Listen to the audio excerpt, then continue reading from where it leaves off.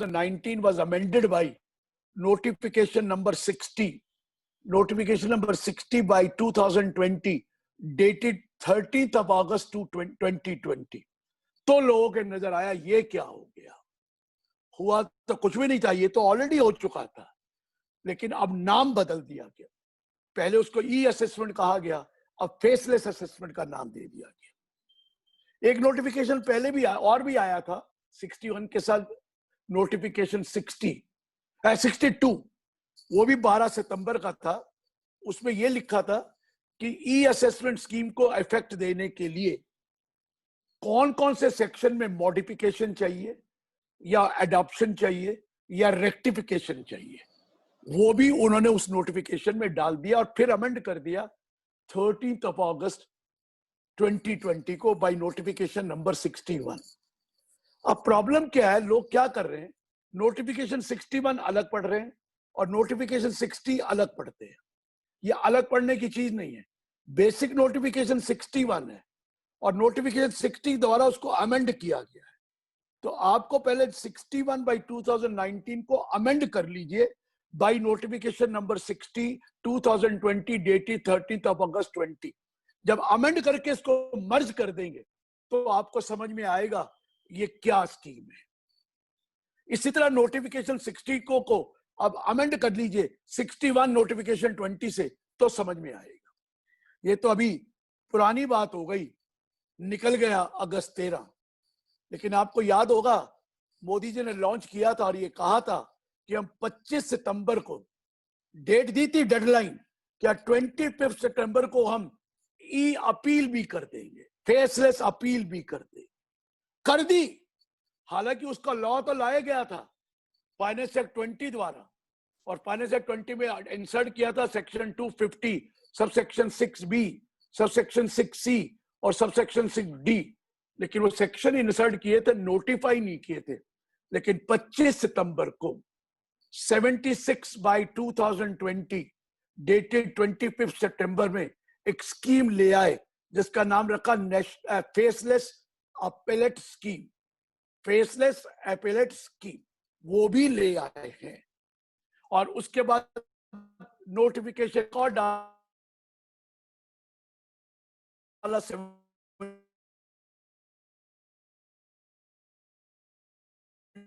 77 application certain amendment जो उस सेक्शनों में होगी, they will be subject to that, तो वो भी डाल दिया है। तो आज हम जो करने जा रहे हैं, फेसलेस असेसमेंट करेंगे। जब वो खत्म हो जाएगा तो फेसलेस अपील को भी हम करेंगे, जिसमें नोटिफिकेशन 76 एंड 77 आता है। तो लीजिए मैं स्टार्ट कर रहा हूं।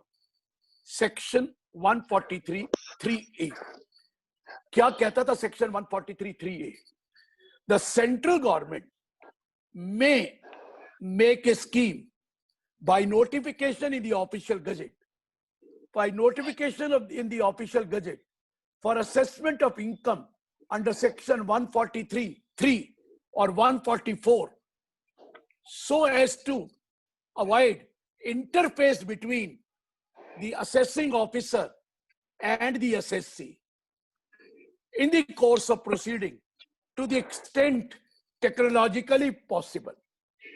उन्होंने बोला कि हम एक नोटिफिकेशन निकालेंगे और उसमें एक स्कीम लाएंगे। किस चीज की स्कीम लाएंगे? असेसमेंट ऑफ टोटल इनकम और लॉस अंडर सेक्शन 143(3) और इवन 144। ये असेसमेंट होगी, क्या है? To have greater efficiency, greater accountability, transparency, so as to avoid. कहता है जी हम ज्यादा एफिशिएंसी लाएंगे, ट्रांसपेरेंसी लाएंगे, अकाउंटेबिलिटी लाएंगे, so as to avoid interface between the assessing officer and the assessee in the course of proceeding to the extent technological possible. जितना भी technologically possible होगा हम ये लाएंगे। फिर उन्होंने बोला कि that we will go for second point क्या बोला? Optimise utilisation, so as to have optimise utilisation of economic by utilisation by economic of scale and functional specialisation. हम फंक्शनल स्पेशलाइजेशन करेंगे। और लास्ट में लिखा so as to have team based assessment with dynamic jurisdiction। हमारे team based assessment होगी और dynamic jurisdiction होगा। ये सेक्शन 143(3)(a) डाल दिया था और सेक्शन 143(3)(b) में डाला था तब the central government to give effect to the above scheme may by notification in the official gazette make certain adoption modifications or what you call rectification in certain sections which are already there। जैसे section 270(a) था assessing officer, उसको modify कर दिया, adoption कर दिया कि उसके लिए हम उसको असेसमेंट यूनिट करेंगे। फिर सेक्शन था 92(CA) भाई ट्रांसफर प्राइसिंग ऑफिसर, उसमें भी हम मॉडिफिकेशन लाएंगे। फिर लिखा 120 सेक्शन ज्यूरिडिक्शन ऑफ अथॉरिटीज, उसमें भी डल कर दिया। 124 ज्यूरिडिक्शन ऑफ असेसिंग ऑफिसर, उसमें भी अमेंडमेंट कर दी। 127 सेक्शन उसको भी कह दिया it will be subject to adoption modification और ये, और उसको कह दिया 127 में transfer of cases. 129 change of incumbent of office. 1631 discovery और इंस्पेक्शन। 133 133(a), 134 एंड चैप्टर ये जो 14, इनमें सब हम अमेंडमेंट लाएंगे, नोटिफिकेशन है ये कर देंगे और हमने एक स्कीम प्रिस्क्राइब कर दी। वैसे तो स्कीम प्रिस्क्राइब कर दी थी, उसका नाम रखा था e assessment scheme 2019 faceless e assessment scheme 2019 brought in by notification number 61 dated 2019 dated 12 September as amended by notification number 60 by 2020 dated 13th of August 2020। ये डाला, पहला सेक्शन ही बदल दिया सर, उसका नाम ही बदल दिया। पहले नाम था फेसलेस ई असेसमेंट स्कीम, अब इसका नाम रख दिया फेसलेस असेसमेंट स्कीम। अब सीधा नाम रख दिया फेसलेस असेसमेंट स्कीम। अब ई असेसमेंट खत्म, फेसलेस असेसमेंट स्कीम, इसका नाम आ गया। अब फेसलेस असेसमेंट में करा क्या उन्होंने कहा जी authority will constitute certain centres and units, बना दिए। पहला नाम रखा नेशनल ई असेसमेंट सेंटर। जरा नाम सुन लीजिए सर, क्या नाम है? National e assessment centre. पर रुकिए, इसका नाम 1 अप्रैल 2021 से बदल जाएगा। फिर अभी तो ये नोटिफिकेशन जो डाला है 61, अब आ गया कि उन्होंने कह दिया ये वैलिड 31 मार्च 21 तक है। ये नोटिफिकेशन की वैलिडिटी 31 मार्च 21 तक है। 31 मार्च 21 के बाद उन्होंने सेक्शन 144(b) डाल दिया इनकम टैक्स एक्ट में, और सेक्शन 144(b) डालकर ये सारे नोटिफिकेशन को उसमें एक्ट में डाल दिया 144(b), और उसका नाम अब क्या रखा है? नेशनल ई असेसमेंट सेंटर नहीं रखा है। अभी तो हम कहते थे NEAC, national e assessment centre. आगे से कहा करेंगे 1 अप्रैल 2021 के बाद नेशनल फेसलेस असेसमेंट सेंटर, उसका नाम बदल देंगे। अभी नाम 31 मार्च 21 तक है national e assessment centre NEAC, लेकिन इसका नाम 1 अप्रैल 2021 से from by section number 144(b) जो अभी बिल आया था, जो एक्ट बन गया, उसमें डाल दिया कि उसका नाम नेशनल फेसलेस असेसमेंट सेंटर हो जाएगा। और उन्होंने कॉन्स्टिट्यूट किया national e assessment centre under a centralise charge to have dynamic jurisdiction.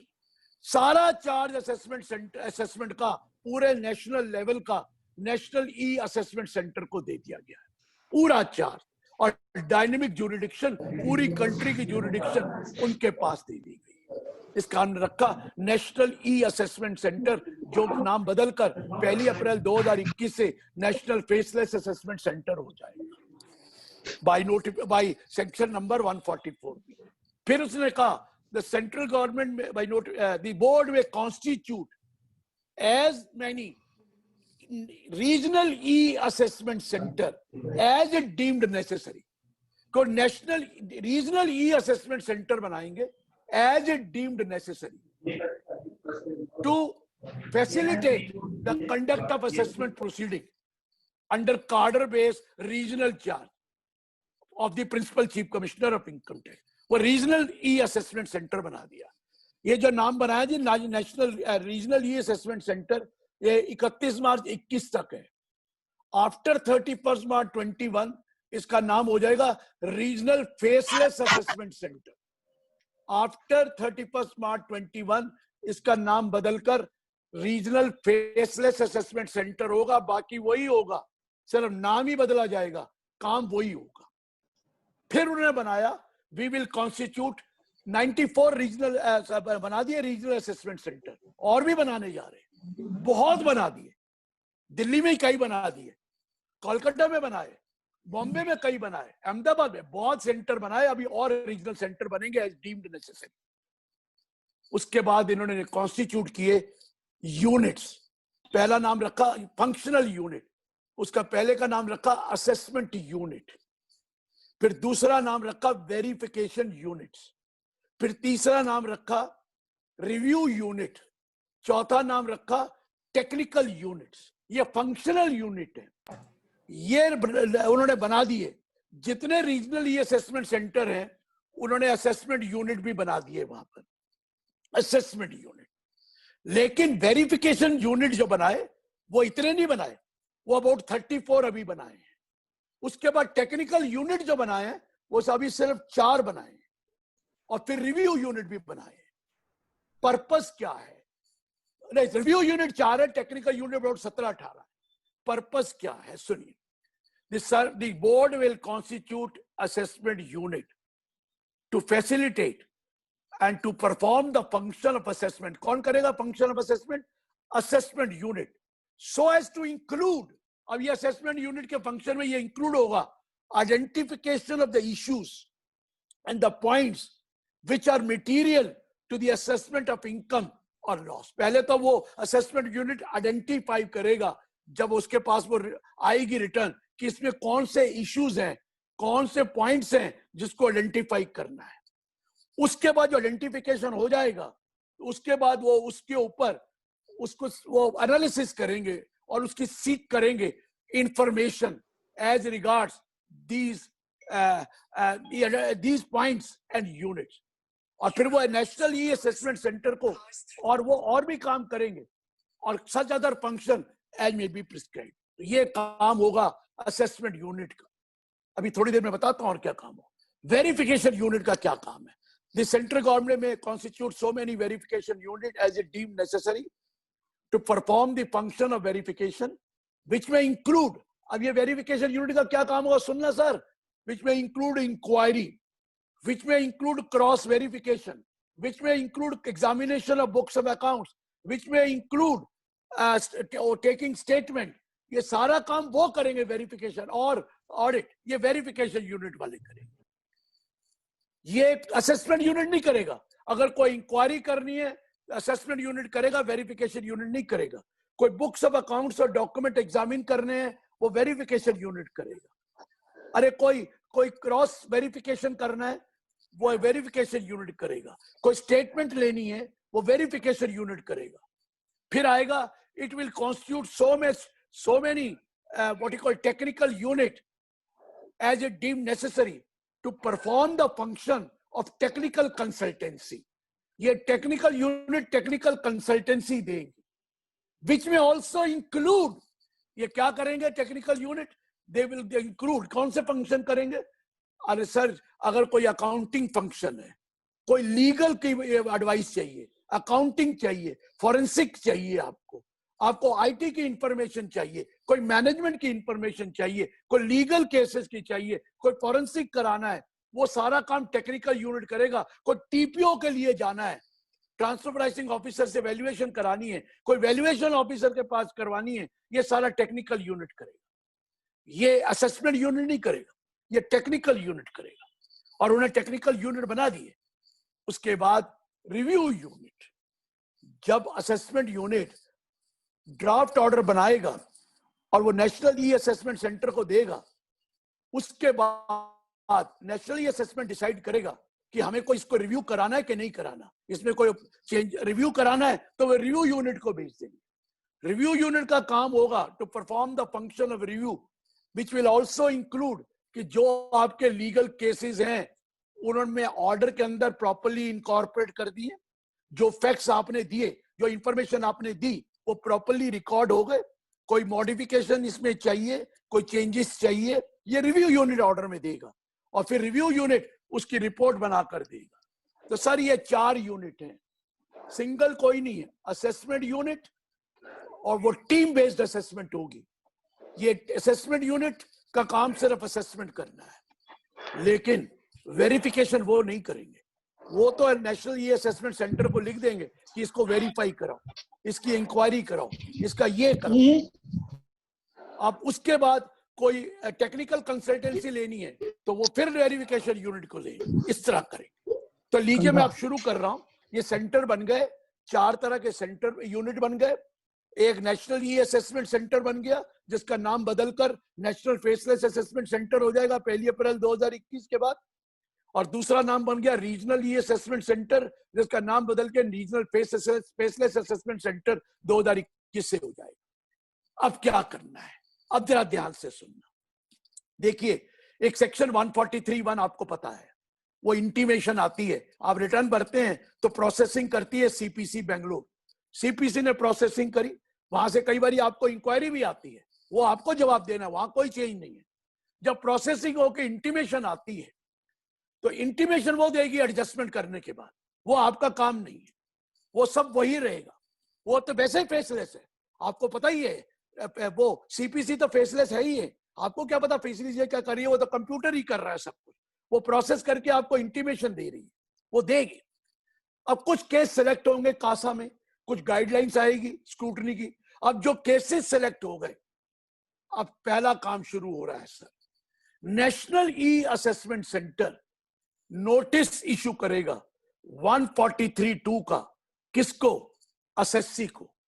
ये कम्युनिकेशन जितनी भी होनी है नेशनल ई असेसमेंट सेंटर ने करनी है, और जितनी भी कम्युनिकेशन होनी है वो इलेक्ट्रॉनिकली होनी है।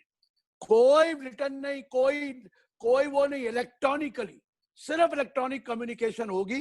कौन करेगा? नेशनल ई असेसमेंट सेंटर 143(2) का नोटिस देगा असेसी को, इलेक्ट्रॉनिकली कम्युनिकेशन। कहां देगा? 4 तरीके बता दिए। एक तो आपका जो ईमेल, रजिस्टर्ड ईमेल है, उसके ऊपर दे सकता है आपको ये नोटिस 143(2) का। रजिस्टर्ड ईमेल, वो नोटिस आपको दे सकता है। आपकी जो रजिस्टर्ड साइट है जहां पर आप ई फाइलिंग करते हैं, वहां पर भी नोटिस पेस्ट कर सकता है, आप डाउनलोड उसमें अपलोड कर सकता है। तीसरा वो नोटिस दे सकता है आपको, सुन लीजिए, एसएमएस द्वारा, एसएमएस करके आपको नोटिस दे सकता है। एसएमएस के द्वारा भी नोटिस हो सकता है। कोई रिटर्न इंटीमेशन नहीं है, सब डिजिटल है, कम्युनिकेशन है।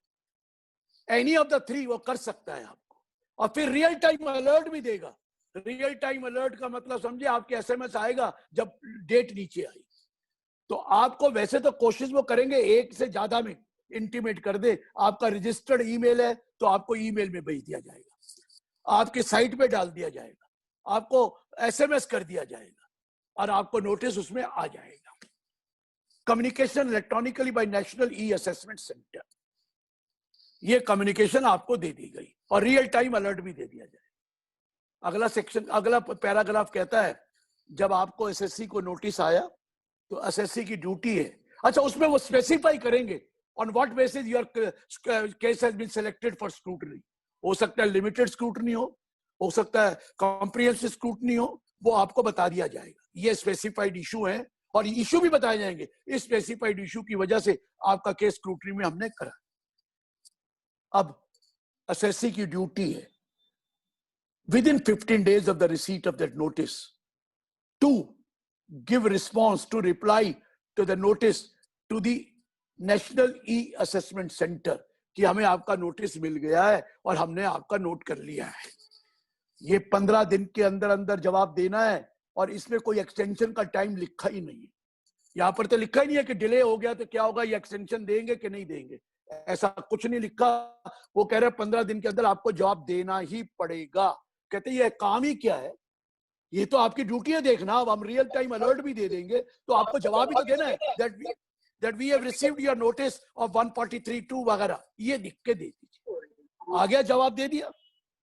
अब क्या करें? अगर आपने जवाब दे दिया तो नेशनल ई असेसमेंट सेंटर क्या करेगा?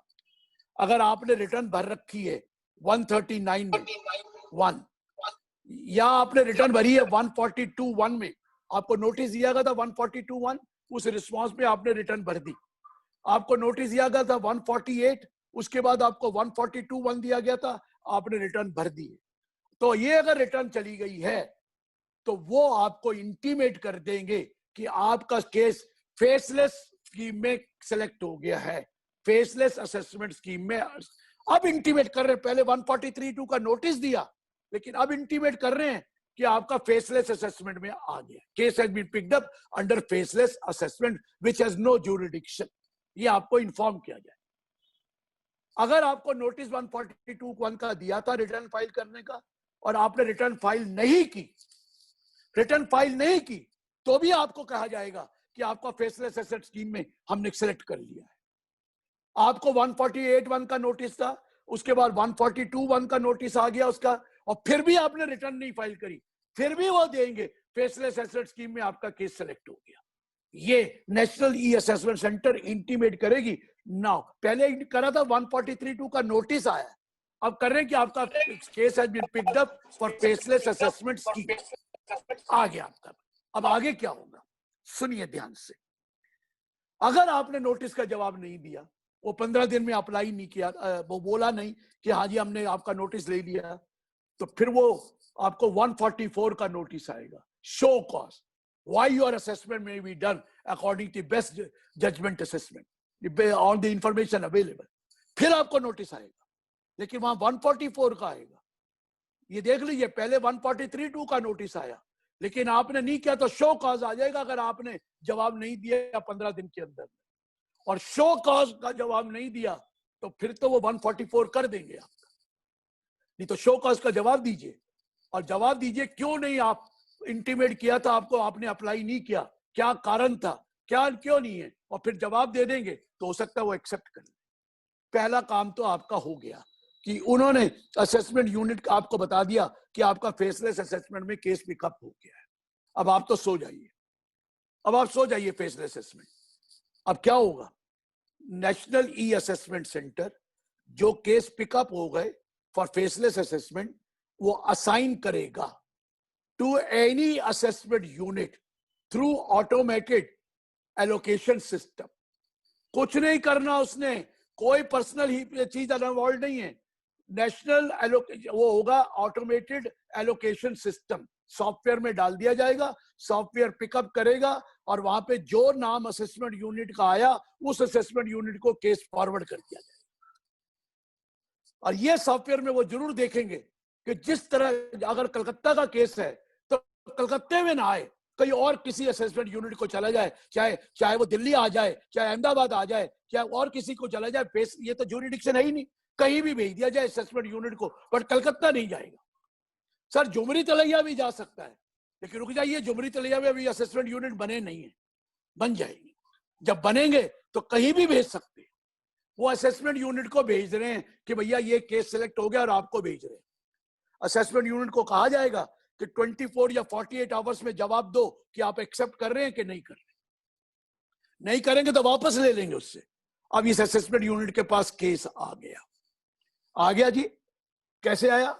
ऑटोमेटेड एलोकेशन सिस्टम, कोई कंप्यूटर ने किया सिलेक्ट, कोई किसी का वो ह्यूमन टच नहीं है, कंप्यूटर बेसिस सेलेक्ट किया और कंप्यूटर ने किसी असेसमेंट यूनिट को भेज दिया, उनके पास पहुंच गया है।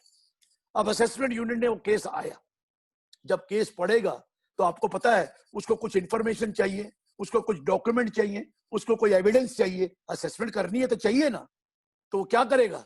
जो भी इंफॉर्मेशन या डॉक्यूमेंट एविडेंस चाहिए उसकी कम्युनिकेशन करेगा, नेशनल ई असेसमेंट सेंटर को लिख के देगा, कम्युनिकेट करेगा इलेक्ट्रॉनिकली कि हमें ये इंफॉर्मेशन, ये डॉक्यूमेंट, ये एविडेंस चाहिए फ्रॉम द असेसी और एनी अदर पर्सन, कि हमें ये मंगवा दो, क्योंकि ये केस हमारे पास आया है, हमें इसके ऊपर ये इंफॉर्मेशन चाहिए, ये डॉक्यूमेंट चाहिए, ये एविडेंस चाहिए. You are requested to kindly inform the SSC और एनी अदर पर्सन जो हमने मेंशन किया है, to submit those information, to submit that what you call document or submit that evidence for the purpose of making an assessment.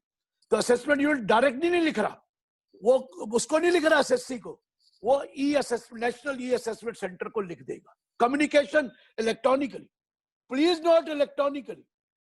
कोई मतलब नहीं है, कोई रिटर्न नहीं है, कोई पोस्टेड नहीं है, कोई टेलीफोन नहीं है. Electronically national e assessment centre को लिख देगा.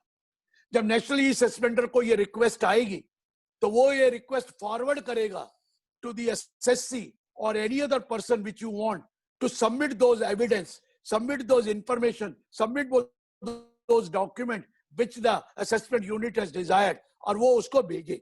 किसको भेजे? डायरेक्टली नहीं भेजना है. वो जो डॉक्यूमेंट एविडेंस और वो है, वो एसएससी को with in the time specified और सच अदर टाइम एज में बी एक्सटेंडेड, वो एसएससी को सबमिट करने पड़ेंगे नेशनल ई असेसमेंट सेंटर को electronically. All information, all document, all evidence electronically आप सबमिट कर दीजिए. इसको नेशनल ई असेसमेंट की साइट पर कर दीजिए, साइट पे डाल, उनकी साइट पे डाल दीजिए, आपका काम खत्म. नेशनल ई असेसमेंट सेंटर जो आपने इंफॉर्मेशन दी, जो एविडेंस दिए, डॉक्यूमेंट दिए, वो फॉरवर्ड कर देगा असेसमेंट यूनिट को, वो असेसमेंट यूनिट को फॉरवर्ड कर देगा. सारा काम बीच में एक ही चैनल है, चाइना वॉल है, ना इधर से उधर ना उधर से उधर. हर चीज through national e assessment centre होना है, और वो भी सब इलेक्ट्रॉनिकली होना है. Assessment unit can not deal directly with the assessee. assessee cannot deal directly with the assessment unit or verification unit or any other unit. It has to deal with only national e-assessment center, and that too communication electronically, all documents electronically. ये electronically कर देगा. अब assessment unit को कुछ verification करवानी है, कुछ inquiry करवानी है, कुछ examination of documents कराने हैं, examination of books of accounts कराने हैं, कोई cross verification करवाना है, कोई statement लानी है, तो असेसमेंट यूनिट अब एनईसी को लिखेगा, एनईएसी को, सर हमें ये वेरिफिकेशन करवानी है, हमें ये इंक्वायरी करवानी है, हमें ये बुक्स ऑफ अकाउंट्स चाहिए, ये डॉक्यूमेंट्स चाहिए, हमें ये वाला स्टेटमेंट चाहिए, क्रॉस वेरिफिकेशन चाहिए. बस वो लिख के दे देगा एनईसी को, असेसमेंट यूनिट नहीं करेगा. अब एनईसी के पास वो रिक्वेस्ट आ गई, वो फॉरवर्ड कर देगा टू एनी वेरिफिकेशन यूनिट. वो भी ऑटोमेटेड एलोकेशन सिस्टम से किसी भी असेसमेंट यूनिट को, वेरिफिकेशन यूनिट को चल जाएगा. देखो केस कलकत्ते का, असेसमेंट यूनिट बैठा है अहमदाबाद, और वेरिफिकेशन यूनिट हो सकता है बैठा हो व्हाट यू कॉल दिल्ली. वो वेरिफिकेशन यूनिट के पास चला गया, वेरिफिकेशन यूनिट को बोला गया हमें ये इंक्वायरी करानी है, उसने बोला था, वो फॉरवर्ड कर दी गई रिक्वेस्ट, और वेरिफिकेशन यूनिट वो इंक्वायरी करेगा, क्रॉस एग्जामिन करेगा, इन डॉक्यूमेंट्स और वगैरह जो examination of books of account document करेगा. अगर कोई और इंफॉर्मेशन चाहिए तो वो लेगा, और फिर रिपोर्ट बनाकर वो एनईएसी को दे देगा. जो रिपोर्ट बनाई वेरिफिकेशन यूनिट ने, एनी बात फिर चली नेटवर्क वो उसको फॉरवर्ड करेगा असेसमेंट यूनिट को. एनी वेरिफिकेशन यूनिट का ये काम है. फिर दोबारा कोई चाहिए तो भी हो सकता है.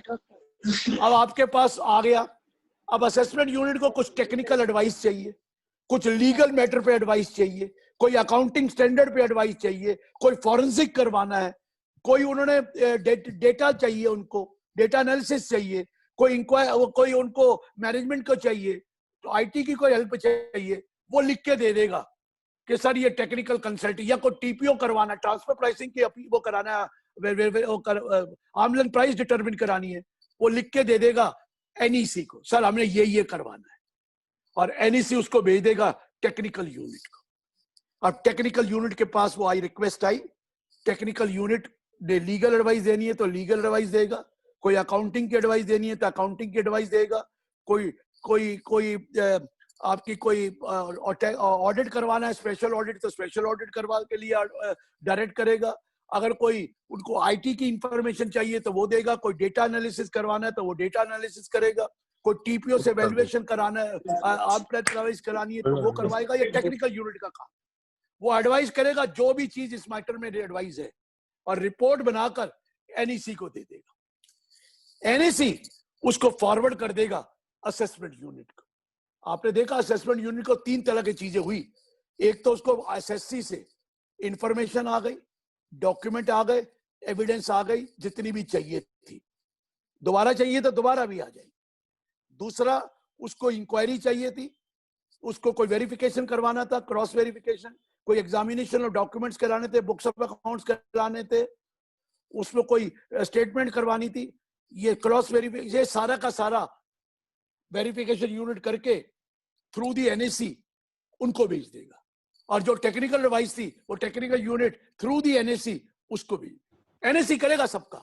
और अब तीनों चीजें उनके पास आ गई, टेक्निकल एडवाइस आ गई, वेरिफिकेशन सारा हो गया, और एसएससी से जो चीज मांगनी थी मांग ली।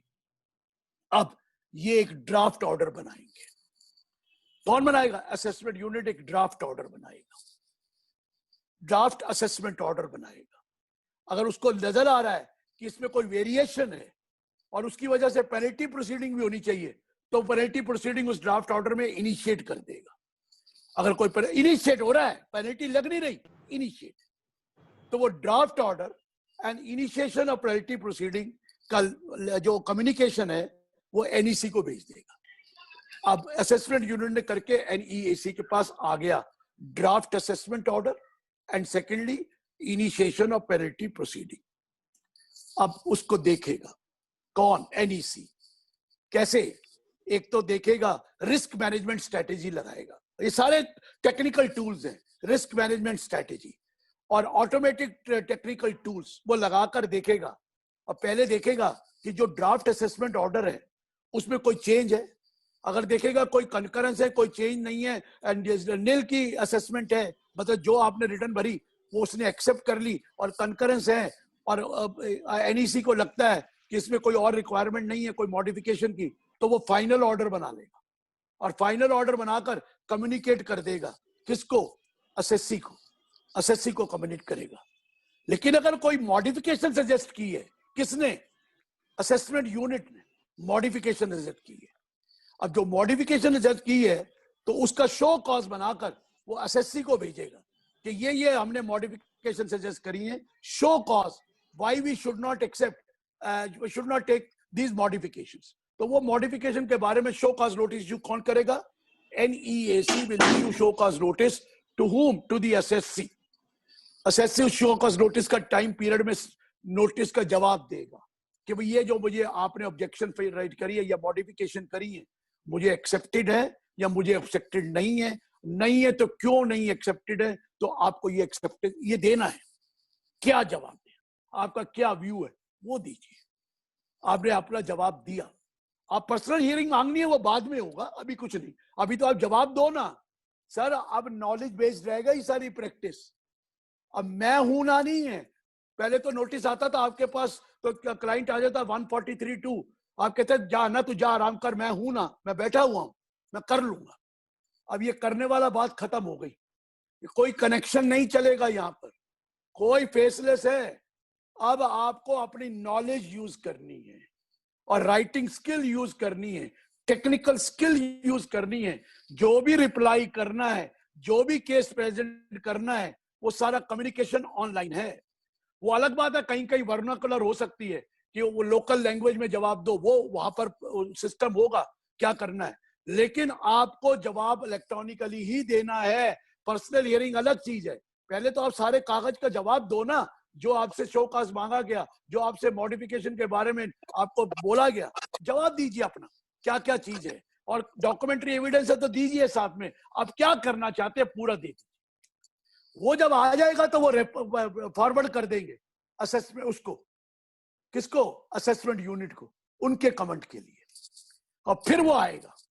अब एनईसी को लगता है यार ये जो उन्होंने अप्रूवल दी है या जो उन्होंने दी है, और वो असेसमेंट यूनिट भी कहता है ठीक नहीं है, तो एनईसी चाहेगा तो इसको रिव्यू यूनिट के पास ड्राफ्ट ऑर्डर भेज देगा विद जो सजेशंस आई और विद जो रिप्लाई आया एसएससी का, वो रिव्यू यूनिट के पास चला गया। क्या क्या चला गया? जो ड्राफ्ट ऑर्डर था वो भेज दिया। नंबर 2, जो मॉडिफिकेशन सजेस्ट की थी असेसमेंट यूनिट ने उसकी कॉपी भेज दी। नंबर 3, जो आपने ऑब्जेक्शन फाइल करी एसएससी ने अगेंस्ट दोज मॉडिफिकेशंस या सजेशंस, वो उसको भेज देगा और भेजकर उनका रिव्यू यूनिट देखेगा। अब ये रिव्यू यूनिट देखेगा कि भैया जो मैं ये कर रहा हूं, ये जो मॉडिफिकेशन सजेस्ट की असेसमेंट यूनिट ने वो ठीक करी, असेसमेंट यूनिट ने मॉडिफिकेशन करी तो ठीक,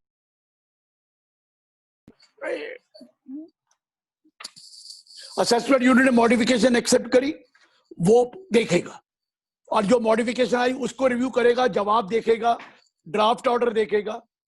अब ये हो सकता है कि वो कंकर कर जाए, नहीं जी मैं मानता हूं ये ऑर्डर ठीक है असेसमेंट यूनिट का और इसको मान लिया जाए, तो वो फिर लिख के भेज देगा एनईसी को कि we are in agreement with this, और एनईसी फिर उसके बाद फाइनल ऑर्डर बनाएगा। लेकिन असेसमेंट यूनिट अगर एग्री नहीं, रिव्यू यूनिट एग्री नहीं करता, वो फर्दर सजेशन मांग कहता है और वो डिसएग्री करता है, ही डज नॉट कंकर, तो वो फिर अपनी वो रिपोर्ट बनाकर एनईसी को दे देगा। अब एनईसी को रिपोर्ट आ गई क्योंकि रिव्यू यूनिट कहता है नहीं, I don't agree with the assessment unit और I don't agree with the reply of the SSC और I want that this should be done, ये सजेशन मेरी है। तो पता है क्या करेंगे? एनईसी उस असेसमेंट यूनिट को नहीं भेजेगा, किसी और असेसमेंट यूनिट को कह देगा कि लो जी ये रिव्यू है, ये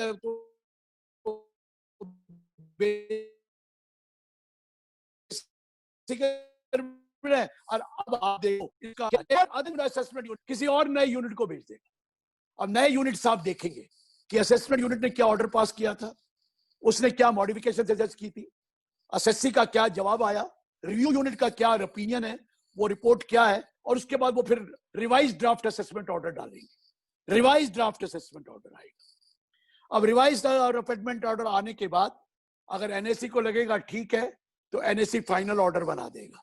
एनएससी कोई ओपिनियन मांगना चाहता है ओरिजिनल असेसमेंट यूनिट से तो उनसे ओपिनियन भी मांग सकता है। उसके बाद फाइनल ऑर्डर कर देगा जिसमें कि पेनल्टी प्रोसीडिंग भी इनिशिएट हो जाएगी। ये फाइनल ऑर्डर किसने बनाना है? एनईएसी ने। ड्राफ्ट ऑर्डर को कन्वर्ट करेगा फाइनल और इलेक्ट्रॉनिकली कम्युनिकेट कर देगा एसएससी को। लेकिन रुकिए, मैं बीच में छोड़ गया, अगर एसएससी कहता है कि मुझे तो पर्सनल हियरिंग चाहिए, मुझे तो पर्सनल हियरिंग चाहिए, तो वो अपनी अपलोड करेगा कि आई वांट पर्सनल हियरिंग, तो एनईसी उसको दे देगी रीजनल ई असेसमेंट सेंटर के जो है असेसमेंट यूनिट को। वहां का प्रिंसिपल चीफ कमिश्नर ये डिसाइड करेगा क्या जो रिक्वेस्ट आई है फॉर पर्सनल हियरिंग वो जेन्युइन है और ये देनी चाहिए तो अप्रूवल दे देगा। जब अप्रूवल मिल गई तो फिर ये इंटीमेट करेगा एनईसी कि आपकी हियरिंग हम के लिए अलाउ कर रहे हैं, लेकिन पर्सनल हियरिंग होगी, लेकिन होगी इलेक्ट्रॉनिकली, वीडियो कॉन्फ्रेंस होगी। इस दिन इस टाइम वीडियो कॉन्फ्रेंस होगी। आपके पास अगर सिस्टम है तो घर से करिए, नहीं सिस्टम है तो सेंटर में आ जाइए।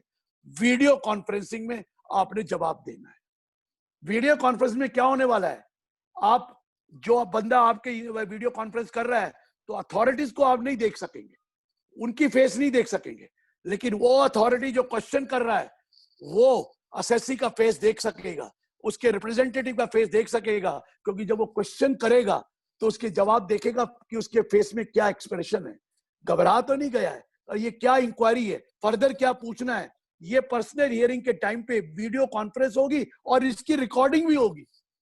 लोग सोच रहे हैं कि वीडियो कॉन्फ्रेंसिंग में हम उसकी शक्ल देख लेंगे और फिर उसको मिल लेंगे, ये तो भूल जाओ, उसकी शक्ल तो आप देख ही नहीं सकेंगे। ये भी भूल जाओ, ये भी भूल जाओ कि वो आपकी शक्ल नहीं देखेगा, वो देखेगा। तो कोई कहने लगा मुझे वही हमें कांटेक्ट कर लेंगे। मैंने कहा यार उसके पास तो असेसमेंट यूनिट के पास पूरी डिटेल है आपकी, लेकिन उसके पास पावर क्या है? वेरिफिकेशन उसने नहीं करी, टेक्निकल उसका नहीं है, उसके तो कुछ भी नहीं है, सारा काम तो वेरिफिकेशन यूनिट ने करा, टेक्निकल ने करा। आप तो सिर्फ असेसमेंट ऑर्डर ही पास कर रहे हैं और उसका भी रिव्यू हो जाना है, उसका भी रिव्यू हो जाएगा, मॉडिफिकेशन आएगी तो वो आपको कांटेक्ट करके करेगा क्या? और वो भी टीम बेस्ड असेसमेंट है, तो ये मत सोचना कि वो आपको कांटेक्ट करेगा। दोनों मेरे से नाराज है, मैं बता रहा हूं, मुझे इस बार बहुत गालियां पड़ी। हम जब रीड्राफ्ट कर रहे थे इनकम टैक्स लॉ, तो हमें बोला गया, वहां से इंस्ट्रक्शन आई कि आप ये फेसलेस असेसमेंट के बारे में स्कीम डाल दीजिए। जब आप डिस्कस कर रहे थे तो हमने कहा सर अभी तो ये नेशनल लेवल का नहीं होना चाहिए, रीजनल लेवल का कर दीजिए, और जब सक्सेसफुल हो जाएगा तो then we can make it national level. Let us not, we don't have that much infrastructure, इतनी जल्दी नहीं करी। जब हमारी रिपोर्ट गई तो मोदी जी ने कहा सवाल ही पैदा नहीं होता, ऑपरेशन तो एक ही बार होगा, एक ही बार में, बार बार नहीं करना है, जो भी है पूरा एक ही बार में ये रोक काट देना है। हमें बहुत डांटा था, मुझे याद है 1 जुलाई 2017 को जब जीएसटी लॉन्च हुआ तो सीए के बारे में बहुत बातें मोदी जी ने करी थी। चार्टर्ड अकाउंट, लॉयर के बाद तो हिम्मत नहीं है, लॉयर के अगेंस्ट तो कुछ बात कर ही नहीं सकते ना, ये तो किसी की भी हिम्मत नहीं है। इतने सारे बैठे हुए हैं पार्लियामेंट में, वो तो कोई हिम्मत कर ही नहीं सकता लॉयर के अगेंस्ट कोई बोलना। ये हमारे अगेंस्ट बड़ी डांट लगाई हमें, चलो हमने सुन ली, लेकिन कह दिया बाद में, कह दिया नो नो नो, मैं सबके लिए थोड़ी कहा है, ये तो कुछ लोग हैं, अपरेजन्स होती हैं हर जगह होते हैं, ब्लैक शीप, मैंने तो उनके लिए कहा है, बाद में उन्होंने ये कहा। अब इन्होंने कह दिया कि देखो मैं करप्शन हटाना चाहता हूं डिपार्टमेंट से। डिपार्टमेंट वाले इतने डीमोटिवेटेड हो गए, मुझे कहने लगे कि हम करप्ट हैं, हमारा नाम करप्शन में डाल दिया। मैंने कहा सर मैं एक चीज बताऊं और आप भी मानेंगे, comparatively income tax department comparatively ज्यादा ऑनेस्ट है as compare to any other department in India, any other department in India. मैं आपको बता रहा हूं इनकम डिपार्टमेंट फिर भी ज्यादा ऑनेस्ट है। अरे साल के बाद ही एक बार मौका मिलता है, वो भी 1-1.5% लोगों को जब स्क्रूटनी होती है, बाकी तो सब काम ऑनलाइन हो रहा है। तो इनकम टैक्स डिपार्टमेंट को क्यों, वो भी कहते हैं हमें करप्ट कह दिया, हमें कह दिया हम करप्ट हैं, डीमोटिवेटेड हो गए। कई तो अपनी पोस्टिंग मांग रहे हैं कि मुझे डेपुटेशन पे भेज दो, मुझे नहीं रहना असेसमेंट में, कोई कह रहा है मुझे इन्वेस्टिगेशन में भेज दो। पता है क्यों इन्वेस्टिगेशन में? दो ऐसी चीजें हैं जिसमें अभी भी फेसलेस नहीं आया है। One is central charge, central charge में फेसलेस नहीं है। सेंट्रल चार्ज समझ गए ना, इन्वेस्टिगेशन यूनिट, और वहां पर जब सेंट्रलाइज हो जाता है चार्ज, वहां पे जो असेसमेंट होगी वो फेसलेस नहीं होनी। तो सारे आदमी वहां जाना चाहते हैं, समझ गए ना मेरी बात। और दूसरा फॉरेन टैक्सेशन, इंटरनेशनल टैक्सेशन का, वो भी अभी फेसलेस नहीं है। दो चीजों में फेसलेस नहीं है। ये इन्होंने एक ऑर्डर निकाला है 187 डेटेड वही 13 अगस्त का, जिसमें कह दिया दो जगह फेसलेस नहीं होगी। एक सेंट्रलाइज चार्ज वाले cases under centralise charge, and second cases of international taxation. ये अभी फेसलेस नहीं होना, बाकी सब फेसलेस हो जाए, ये कह दिया। तो लीजिए, वो भी डीमोटिवेटेड है। उन्होंने भी मुझे कहा कि ये क्या करवा दिया आपने। मैंने सर मैंने क्या कराया है, हम लोगों ने तो स्कीम दी थी, लेकिन वो क्या हुआ जब मोदी जी नहीं माने। और ये भी मैं आपको बता दूं, मत समझना मोदी जी दोबारा नहीं आएंगे, आएंगे तो मोदी जी, ये भी बता दूं। या आपके दिमाग में अगर कोई गलत फहमी है कि अब चलो 22 में मोदी जी चले जाएंगे, तो ये गलत फहमी भी दूर कर देना। और एक बार जो सिस्टम आ गया वो चेंज नहीं होने सकता, क्योंकि मोदी जी ने 2021 में डलवा दिया है और बाकी भी कर दिए सारे फेसलेस। आपको तो बता दूं मैं, सब कुछ फेसलेस। आगे अभी आए नहीं है, नोटिफिकेशन आ जाए, रेक्टिफिकेशन फेसलेस, अरे डिस्प्यूट रेजोल्यूशन फेसलेस, आपकी जो revision faceless, 263 faceless, 264 faceless, everything, inquiry faceless, 142 faceless, सारा कुछ फेसलेस होने जा रहा है। कुछ बचेगा ही नहीं। अपने दफ्तर में बैठो और आराम करो। अब तो भजन करो, भजन कीर्तन। कोई वहां इनकम टैक्स डिपार्टमेंट जाना ही नहीं है, मैंने आपको बता दिया। सब चीज 1 साल के अंदर अंदर सब कुछ फेसलेस हो जाएगा। रिफंड है तो फेसलेस, रिकवरी है तो फेसलेस, रिमांड है तो फेसलेस, अगर कोई सेट असाइड किया तो फेसलेस, कुछ नहीं करना। Rectification faceless, inquiry under 142 faceless, अगर ऑडिट फेसलेस, कोई चीज नहीं होनी। हियरिंग सब फेसलेस, बचना ही कुछ नहीं है। रेक्टिफिकेशन फेसलेस, अमेंडमेंट फेसलेस, और अपील तो आई गई फेसलेस, आगे पेनल्टी भी फेसलेस आ जानी है।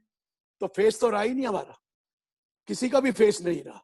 सब अपने मुंह छुपा रहे हैं, हम भी मुंह छुपा रहे हैं, डिपार्टमेंट भी मुंह छुपाएगा, और मोदी जी अपना खुश हो रहे हैं कि भैया देखो मैंने आपके लिए क्या कर दिया। वैसे तो मैं बताऊं, आप बुरा मानेंगे, जमाना आने वाला है ये अच्छे के लिए हुआ है। आप कहेंगे क्या अच्छा हुआ है? सर सबका 360 डिग्री प्रोफाइल बन चुका है, पूरी कंप्लीट फाइनेंशियल इंटेलिजेंस यूनिट के भाई इतनी इंफॉर्मेशन है हर क्लाइंट के बारे में कि कुछ नहीं छुपा है, कुछ नहीं छुपेगा। आप देखते रहिए। मेरे को उन्होंने दिखाया, मैंने अपना पैन नंबर दिया तो मुझे ने दिखाया, पहला आया मेरा नाम, एड्रेस, मेरा वो ज्यूरिडिक्शन वो, और मेरा क्या क्या पोजीशन है, कहाँ केस कितना पेंडिंग है, कितना रिफंड है, ये तो कोई बात नहीं थी। नेक्स्ट डाला, मेरे पे कितने बैंक अकाउंट है, सारी डिटेल उनके पास। 31 मार्च का क्या बैलेंस था, सारी डिटेल उनके पास। मेरी कितनी एफडीआर है, उनके पास complete detail of all FDR. वो वाली एफडीआर भी है जिसपे टीडीएस नहीं कटा, उसकी भी डिटेल उनके पास है।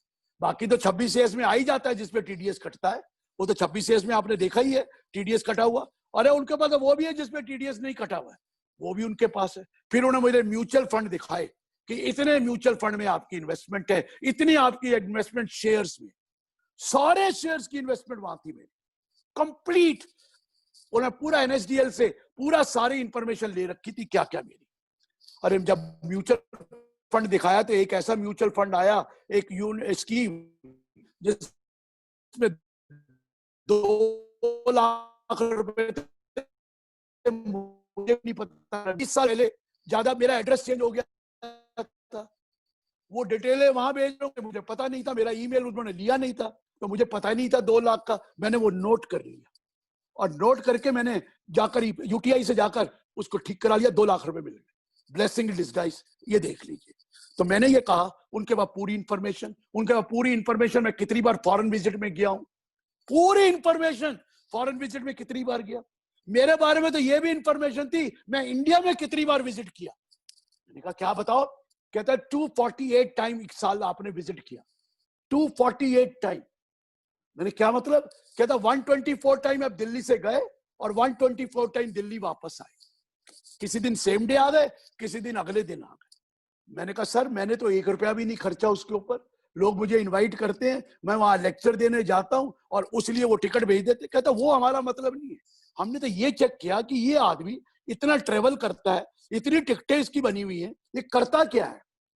और मैंने कहा सर मैं कुछ नहीं करता, मुझे कोई पैसे नहीं मिलते हैं, मैं तो सिर्फ लेक्चर ही देता हूं। कहता वो भी डिटेल मेरी वहां पे थी सर, मेरी कितनी एसेट्स है, कितनी लायबिलिटी है, वो भी डिटेल थी, क्योंकि 50 लाख से ऊपर वाले की रिटर्न की वो भी डिटेल उनके पास, और एनुअल इंफॉर्मेशन रिटर्न की डिटेल है उनके पास। उनके पास तो ये भी डिटेल थी। मैं आपको बता रहा हूं, सबको बता रहा हूं, आप लोग ये मत सोच लेना अब जितना भी डिविडेंड आपको आ रहा है, चाहे उस पर टीडीएस कटा नहीं कटा, क्यों 5000 से ऊपर टीडीएस कटना है, लेकिन 26 ईयर्स में कंप्लीट डिटेल है, 26 ईयर्स में कंप्लीट डिटेल है। चाहे 40 रुपए डिविडेंड आया या 20 रुपए आया या 200 रुपए आया, उसकी कंप्लीट डिटेल आ गई है वहां पर, तो आप छुपा नहीं सकते 26 ईयर्स की। अरे आप थोड़े दिन रुक जाइए, कैपिटल गेन ऑटोमेटिकली कैलकुलेट आएगा 26 ईयर्स में। 26 ईयर्स में और भी बड़ी इंफॉर्मेशन आ रही है, एनुअल इंफॉर्मेशन, इतना फाइनेंशियल यूनिट के पास डेटा है। और सर ये इंफॉर्मेशन दे रखी है कि आपका वो पूरी की पूरी डिटेल उनके पास होगी। और थोड़े दिन रुक जाइए, जो डोनेशन देंगे उसकी भी लिस्ट उनके पास होगी, तभी डिडक्शन मिलेगी जब लिस्ट में आपका नाम होगा, नहीं तो वो भी नहीं मिलेगी। सर मैं तो थोड़े दिन ये बता रहा हूं, 1 आध साल रुक जाइए, वो कहेंगे ये रही आपकी रिटर्न, साइन कर दो, हमने तो बना दिया आपकी रिटर्न। ये जमाना आने वाला है सर, ये बता दो, इतना इलेक्ट्रॉनिकल, ये कंप्यूटर ने बेड़ा गर्क कर दिया। सर एक दिन मैं गया क्रोमा के शोरूम में, एक पावर बैंक लेना था, 1800 या 2000 रुपए के था। मैंने पावर बैंक खरीदा तो निकल रहा था, क्रोमा के शोरूम वाले कहने लगे जरा अपना फोन नंबर दे दो। मेरा दिमाग खराब, मैंने अपना फोन नंबर दे दिया। इमीडिएटली कहता है सर आपका आईपैड कैसे काम कर रहा है, आपका आई प्रो कैसे काम कर रहा है, आपका आईफोन कैसे काम कर रहा है, आपने ये चीज ली थी वो कैसे काम कर। मैंने कहा तेरे से तो कभी ली नहीं। कहता है सर इंडिया में क्रोमा के किसी भी सेंटर से आपने कोई भी चीज खरीदी है तो आपकी डिटेल हमारे पास है, जितनी चाहो उतनी बता देंगे आप। मैं कहा मर गए, टेलीफोन नंबर देते ही मर गए। आप तो फ्लिपकार्ट से, अमेजन से सामान मंगवाते हो, पूरी डिटेल है अमेजन और सिर्फ फ्लिपकार्ट के। वो जो क्रेडिट कार्ड वगैरह से मांगते हो उसकी डिटेल नहीं है, जो कैश की पेमेंट करते हो ना उसकी डिटेल मंगवा लेते हैं वहां से। सर मैं आपको बताऊं, मैंने एक दिन डोमिनो में पिज्जा के लिए फोन कर दिया। मैंने बच्चे घर में नहीं थे, मैंने कहा चलो एक पिज्जा मंगवाना। तो उसने कहा सर आपने पिज्जा मंगवाया, वेरी गुड सर, वो आपने कौन सी ड्रेसिंग चाहिए, कौन सी उसकी। मैं कहा वो क्या होती है सर, कोई आपको चाहिए। मैं कहा अच्छा वो दे, जो भी डालना ये डाल दो। कहने लगे सर गार्लिक ब्रेड नहीं मांगी आपने। मैंने क्या मतलब? कहता पिछली बार तो आपके यहाँ गार्लिक ब्रेड भी आई थी और फलानी फलानी चीज भी आई थी, इस बार आप सिर्फ एक ही पिज्जा मांग रहे हैं, 3-3 4-4 पिज्जा आपके घर जाते हैं। और ये मैंने कहा क्या मतलब? कहता है जी आपके घर में आज तक जितने पिज्जा डिलीवर हुए उन सबकी डिटेल हमारे पास है, सबकी डिटेल है, और आपको बता देंगे कौन सी ड्रेसिंग का था, कौन से आपने उसमें डलवाया था, और कौन कितनी बार गार्लिक ब्रेड मंगवाई या और क्या मंगवाया। मैं कहा धन्यवाद सर, धन्य हो गए हम। इतनी इंफॉर्मेशन आ गई है कि अब छुपाने का फायदा नहीं है। अब तो मैं आप सबको यही कह रहा हूं कि बेटर यही है कि जो कमाते हो दिखा दो, कच्चे के पैसे का कोई फायदा नहीं। बता दो क्लाइंट्स को, वो जमाने चले गए, वो जमाने चले गए। डीमोनेटाइजेशन का हाल आपने देख लिया है, आगे क्या तो होने लिया वाला पर लाइट आया तब लिया ना। है जी? कुछ बोला किसी ने? दुखती रख क्यों छेड़ रहे हो सर? ये बता दूं आपको करना पड़ेगा। अब आपके पास उन्होंने कहा असेसमेंट अगर फाइनल कर दी तो हम क्या करेंगे, ऑर्डर दे दिया, अब सारे रिकॉर्ड जुरिडिक्शनल असेसिंग ऑफिसर को भेज देंगे। सर कलकत्ता में सारी जुरिडिक्शन बदल गई हैं, हर जगह बदल गई। पहले जुरिडिक्शनल ऑफिसर एक होता था, अब तो उसके पास 10 चार्ज हो सकते हैं, 10 रेंज। पहले तो एक रेंज होती थी या एक सर्कल होता था। तो उसका काम क्या रह गया जुरिडिक्शनल असेसिंग ऑफिसर का? जुडिशियल असेसिंग ऑफिसर का काम है रेक्टिफिकेशन करना, ये भी टाइम बीइंग है, बाद में तो वो ही हो जाना है। रेक्टिफिकेशन करना, कोई डिमांड को रिकवर करना, कोई रिफंड ग्रांट करना, या कोई उसके पास 148 देखना, वो भी टेम्परेरी है। 148 का नोटिस देना, उसके बाद 142 देना, उसके बाद उसका काम और कुछ है ही नहीं। तो ये उसके पास जाएगा असेसिंग ऑफिसर, और वो यही काम करेगा। और ऑर्डर पास हो गया, पेनल्टी प्रोसीडिंग इनिशिएट हो गई, वो आपको भेज दी जाएगी, और वो भेजकर आपके पास अब आपने अपील फाइल करनी है, वो मैं अगले में आऊंगा। तो मेरे को ये यहां रुकना चाहता हूं, और मैं ये आपसे सवाल जितने भी हैं पहले असेसमेंट के पूछ लूं, फिर हम करेंगे अपील के, अपील को बाद में करेंगे। तो विवेक जी अगर मुझे सुन रहे हैं, या जो भी होस्ट है, अगर वो क्वेश्चंस हैं कोई चैट बॉक्स में वो पूछ लीजिए, या किसी को आपने हैंड रेज कराकर अनम्यूट करना है तो ये असेसमेंट वाला पूछ लीजिए, फिर मैं अपील का करूंगा। सर गिरीश जी, बोलिए। हाँ जी हाँ साहब, मैं चेन्नई से हूँ। जैसे आपने हाँ साहब, तो अभी आपने ई प्रोसीडिंग के बारे में बताया, हमारे पास लिमिटेड स्क्रूटनी का एक नोटिस आया। हाँ जी, उसके बाद हमने रिप्लाई दी, उसका असेसमेंट बन के आ गया। हाँ, अब उसने जो रेक्टिफिकेशन नहीं 58,322 वाले थे जिनके आ गए हैं, और जो रेक्टिफिकेशन है तो वो डाल दीजिए जुडिशियल को। अभी उसने फाइल क्लोज कर दिया, हमारे पास रेक्टिफिकेशन हम किसमें डालें? अभी उसने बोला फाइल अभी रिकॉर्ड तो आने दो उनके पास, अभी तो यार चेंजेस हो रही हैं, थोड़ा इंतजार कर लीजिए, अभी चेंजेस हो रही हैं, अभी जुडिशियल भी बदल रहा है, फिर आप उसके बाद जुडिशियल के पास जाकर अपनी रेक्टिफिकेशन करेंगे। अभी वो ऑनलाइन नहीं है रेक्टिफिकेशन। हाँ, तो अभी उसके लिए क्या करना, हमको वेट करना पड़ेगा सर? सर इंतजार, सब्र में ही सब्र का फल मीठा होता है। नहीं, अभी किसी ने बोला असेसिंग ऑफिसर के लिए रेक्टिफिकेशन वहां डाल दो, असेसिंग ऑफिसर के पास। अरे जुडिशियल असेसिंग का आपको पता ही नहीं उसकी जुडिशियल कौन सी है, वेट तो करिए क्योंकि जुडिशियल बदल रही है। अच्छा, वेट करिए थोड़े दिन। सर नमस्कार। 154 4 साल का पीरियड है रेक्टिफिकेशन का, लेकिन ये इमीडिएटली करना है, क्योंकि जो दोष उनका हो वो तो हम पकड़ लेंगे, जो हमारा दोष हो तो कोई कहते ही कुछ नहीं, हम तो लास्ट डेट में भरते हैं। सर एक मेरा प्रश्न है। हाँ बोलिए सर। सर ये टीडीएस के असेसमेंट कैसे होंगे सर? टीडीएस एग्जाम्पशन और सर्च और सीजीआर वो अभी अलग है सर, उसके अलग होगा, और उसका भी फेसलेस हो जाने जा रहा है। हाँ, ये अभी इसमें नहीं आ रहा, ये असेसमेंट का है सिर्फ ऑर्डर, असेसमेंट का। सर टीडीएस कोई लेना देना नहीं है। टीडीएस के असेसमेंट सर वो अलग है सर, टीडीएस की असेसमेंट नहीं होती है। टीडीएस में असेसमेंट थोड़ी होती है, वो तो वेरिफिकेशन होती है, TDS हाँ, वाला देखेगा, वेरिफिकेशन वो करेंगे, वो अलग है, अभी वो भी हो जाएगा ग्रेजुअली, चिंता ना करो। थैंक यू टोडाली आपको जी। कहीं जाना नहीं है, घर बैठ के चैने बजाने हैं, ढोलक पर चैने बजाते रहो, घर बैठ के रहो, कुछ नहीं करना है आपने, और सुनते गिरीश रहो भाई, उनकी बात। हाँ जी गिरीश, ऐसा नहीं होगा फिर अपील का टाइम 30 दिन का चला गया, आप अपील में क्यों नहीं गए?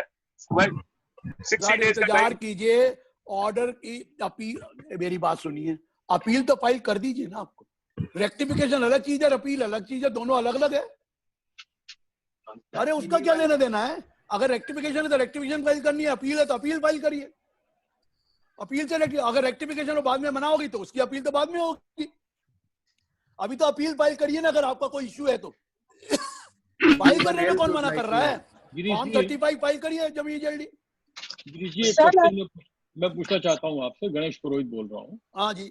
What is the importance of DIN number when section for DIN number has been deleted from the statute? DIN number नहीं, सब ऑथेंटिकेटेड होके आएगा। अब जो भी इंटीमेशन आपको आनी है वो नेशनल ई असेसमेंट सेंटर से आनी है, और वो ऑथेंटिकेटेड होगी, डिजिटल सिग्नेचर होगा, और उसमें उसका आएगा, तो ऑथेंटिकेटेड चीज आनी है। आपको एक ही बंदे से डील करना है, एंड दैट इज NEAC। वो बंदा ही नहीं है, वो तो कंप्यूटर है। वो यूनिट में आपको उससे डील करना है, NE से, और वहां से जो भी ऑर्डर आएगा उसमें डिजिटली साइंड होगा, चाहे वो डेप्यूटी कमिश्नर करे या असिस्टेंट कमिश्नर करे या ITO करे, वो डिजिटली साइन होके आएगा। आपको सिर्फ उनसे डील करना है, और किसी से करना ही नहीं है। नहीं, वो ठीक आपको है तो सर, पता ही नहीं और किसी का। मेरा किसी क्वेश्चन को तो नहीं केवल जानते। इतना है, मेरा क्वेश्चन सर, आपका एक ही भगवान है। आप हिंदू मुस्लिम सिख ईसाई सबका एक ही भगवान है, और वो है नेशनल ई असेसमेंट सेंटर। खत्म। तो फिजिकल ITO के पास जाने की जरूरत नहीं है सर। वो तो तब है जब ऑर्डर का रेक्टिफिकेशन होना है, अदरवाइज कहीं नहीं जाना। हाँ, और वो भी थोड़े दिनों में खत्म, वो भी थोड़े दिनों में खत्म। मैडम प्रेमलता बंसल जी, गिरीश जी साहब, अभी हमारा CI की अपील से एक इंक्वायरी चल रहा है। हमने उनसे बोला था, हमने वो बोला रिमांड रिपोर्ट हमने कॉल पर की असेसिंग ऑफिसर से। अब असेसिंग ऑफिसर के पास गए तो बोला हमारा जुरिडिक्शन खत्म अभी। वो कह रहे हैं कि जुरिडिक्शन खत्म होने दो, जुरिडिक्शन बनने दो, उसके बाद वो रिप्लाई करेगा। वो ठीक कह रहा है, क्या करें, सारे काम तो रुके हुए हैं, और कोविड की वजह से और दिक्कत हो गई है। हाँ, वो बोला वेरिफिकेशन डिपार्टमेंट में अभी चेंजेस आ रही हैं, जुरिडिक्शन सबके बदल रहे हैं। असेसमेंट यूनिट तो बन गए, उनकी पोस्टिंग हो गई, लेकिन जुरिडिक्शन बदल के फिर उनको बाद में आप करेंगे। और एक बात बता दूं, उसका क्या फायदा है सर? वो रिमांड रिपोर्ट तो चली गई, लेकिन वो भी अपील में होगा, अपील भी होगी अभी फेसलेस, ये भी आपको बता दूं। Thank you Gautam ji. Madam Premlata Bansal. Sir accountability किस पे और कैसे फिक्स होगी, क्योंकि 4 यूनिट इन्वॉल्व है, पहली बात। दूसरी बात की जुरिस्डिक्शनल एस्पेक्ट का इश्यू बिल्कुल खत्म हो गया, क्योंकि हमें तो, और तीसरी बात 140। आवाज बंद हो गई मैम। नेटवर्क इशू है कुछ मैम, पहले आवाज पूरी नहीं आ रही। आप उनका सर नेटवर्क इशू है सर, हैंग हो गया सर। ये तो इशू आगे भी आने हैं, सब फेसलेस में तो ये इशू आने, और क्या आने हैं। हेलो सर, मैडम आ गई दोबारा, चलो मैडम को जरा बोलने दीजिए। सर पहली बात, सर अकाउंटेबिलिटी कैसे और किस पे फिक्स होगी, क्योंकि 4 यूनिट इन्वॉल्व है, assessment unit, verification unit, technical unit and चौथा यूनिट। तो अकाउंटेबिलिटी किस पे और कैसे फिक्स होगी? National e assessment centre main है। असेसमेंट यूनिट ने ड्राफ्ट ऑर्डर बनाया, कंकर किया तो उन्होंने भेज दिया, नहीं कंकर किया उन्होंने रिव्यू को भेज दिया, रिव्यू ने बनाया, कंकर किया तो ठीक है, नहीं कंकर किया उन्होंने सजेशन दी, आपने एक और असेसमेंट यूनिट को भेज दिया कि भैया इसको रिव्यू करो, इसको देखो और तुम रिवाइज करो। अब उसके बाद भी कोई अकाउंटेबिलिटी की बात रह जाती है सर? इतने सारे के आदमी इन्वॉल्व हो गए, उसके बाद भी कोई अकाउंटेबिलिटी की बात है? बहुत ही रेयर केस होगा जिसमें ये बात होगी। और फिर आपको शो कॉज दिया, फिर आपको पर्सनल हीयरिंग दी, और उसके बाद जजमेंट दी, और फिर NIC ने फाइनल ऑर्डर पास किया on the basis of the revise draft order.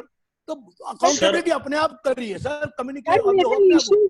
Sir मेरा इश्यू डिफरेंट है। मेरा इश्यू ये है कि पहले एक असेसमेंट यूनिट ने ऑर्डर पास किया और रिव्यू यूनिट ने कहा कि नहीं इसमें ये रह गया या इन्होंने जो कहा वो गलत है, ये ऐसे ही होना चाहिए। रिव्यू यूनिट ने कहा कि हम कहेंगे कि जो पहले असेसिंग ऑफिसर करा वो ठीक है। उन्होंने दूसरे असेसमेंट यूनिट को भेजा, दूसरे असेसमेंट यूनिट ने यहाँ भेजा, फिर वो उसकी ओपिनियन लेंगे, फिर ऑर्डर पास करेंगे और टेक्निकल टूल भी लगाएंगे।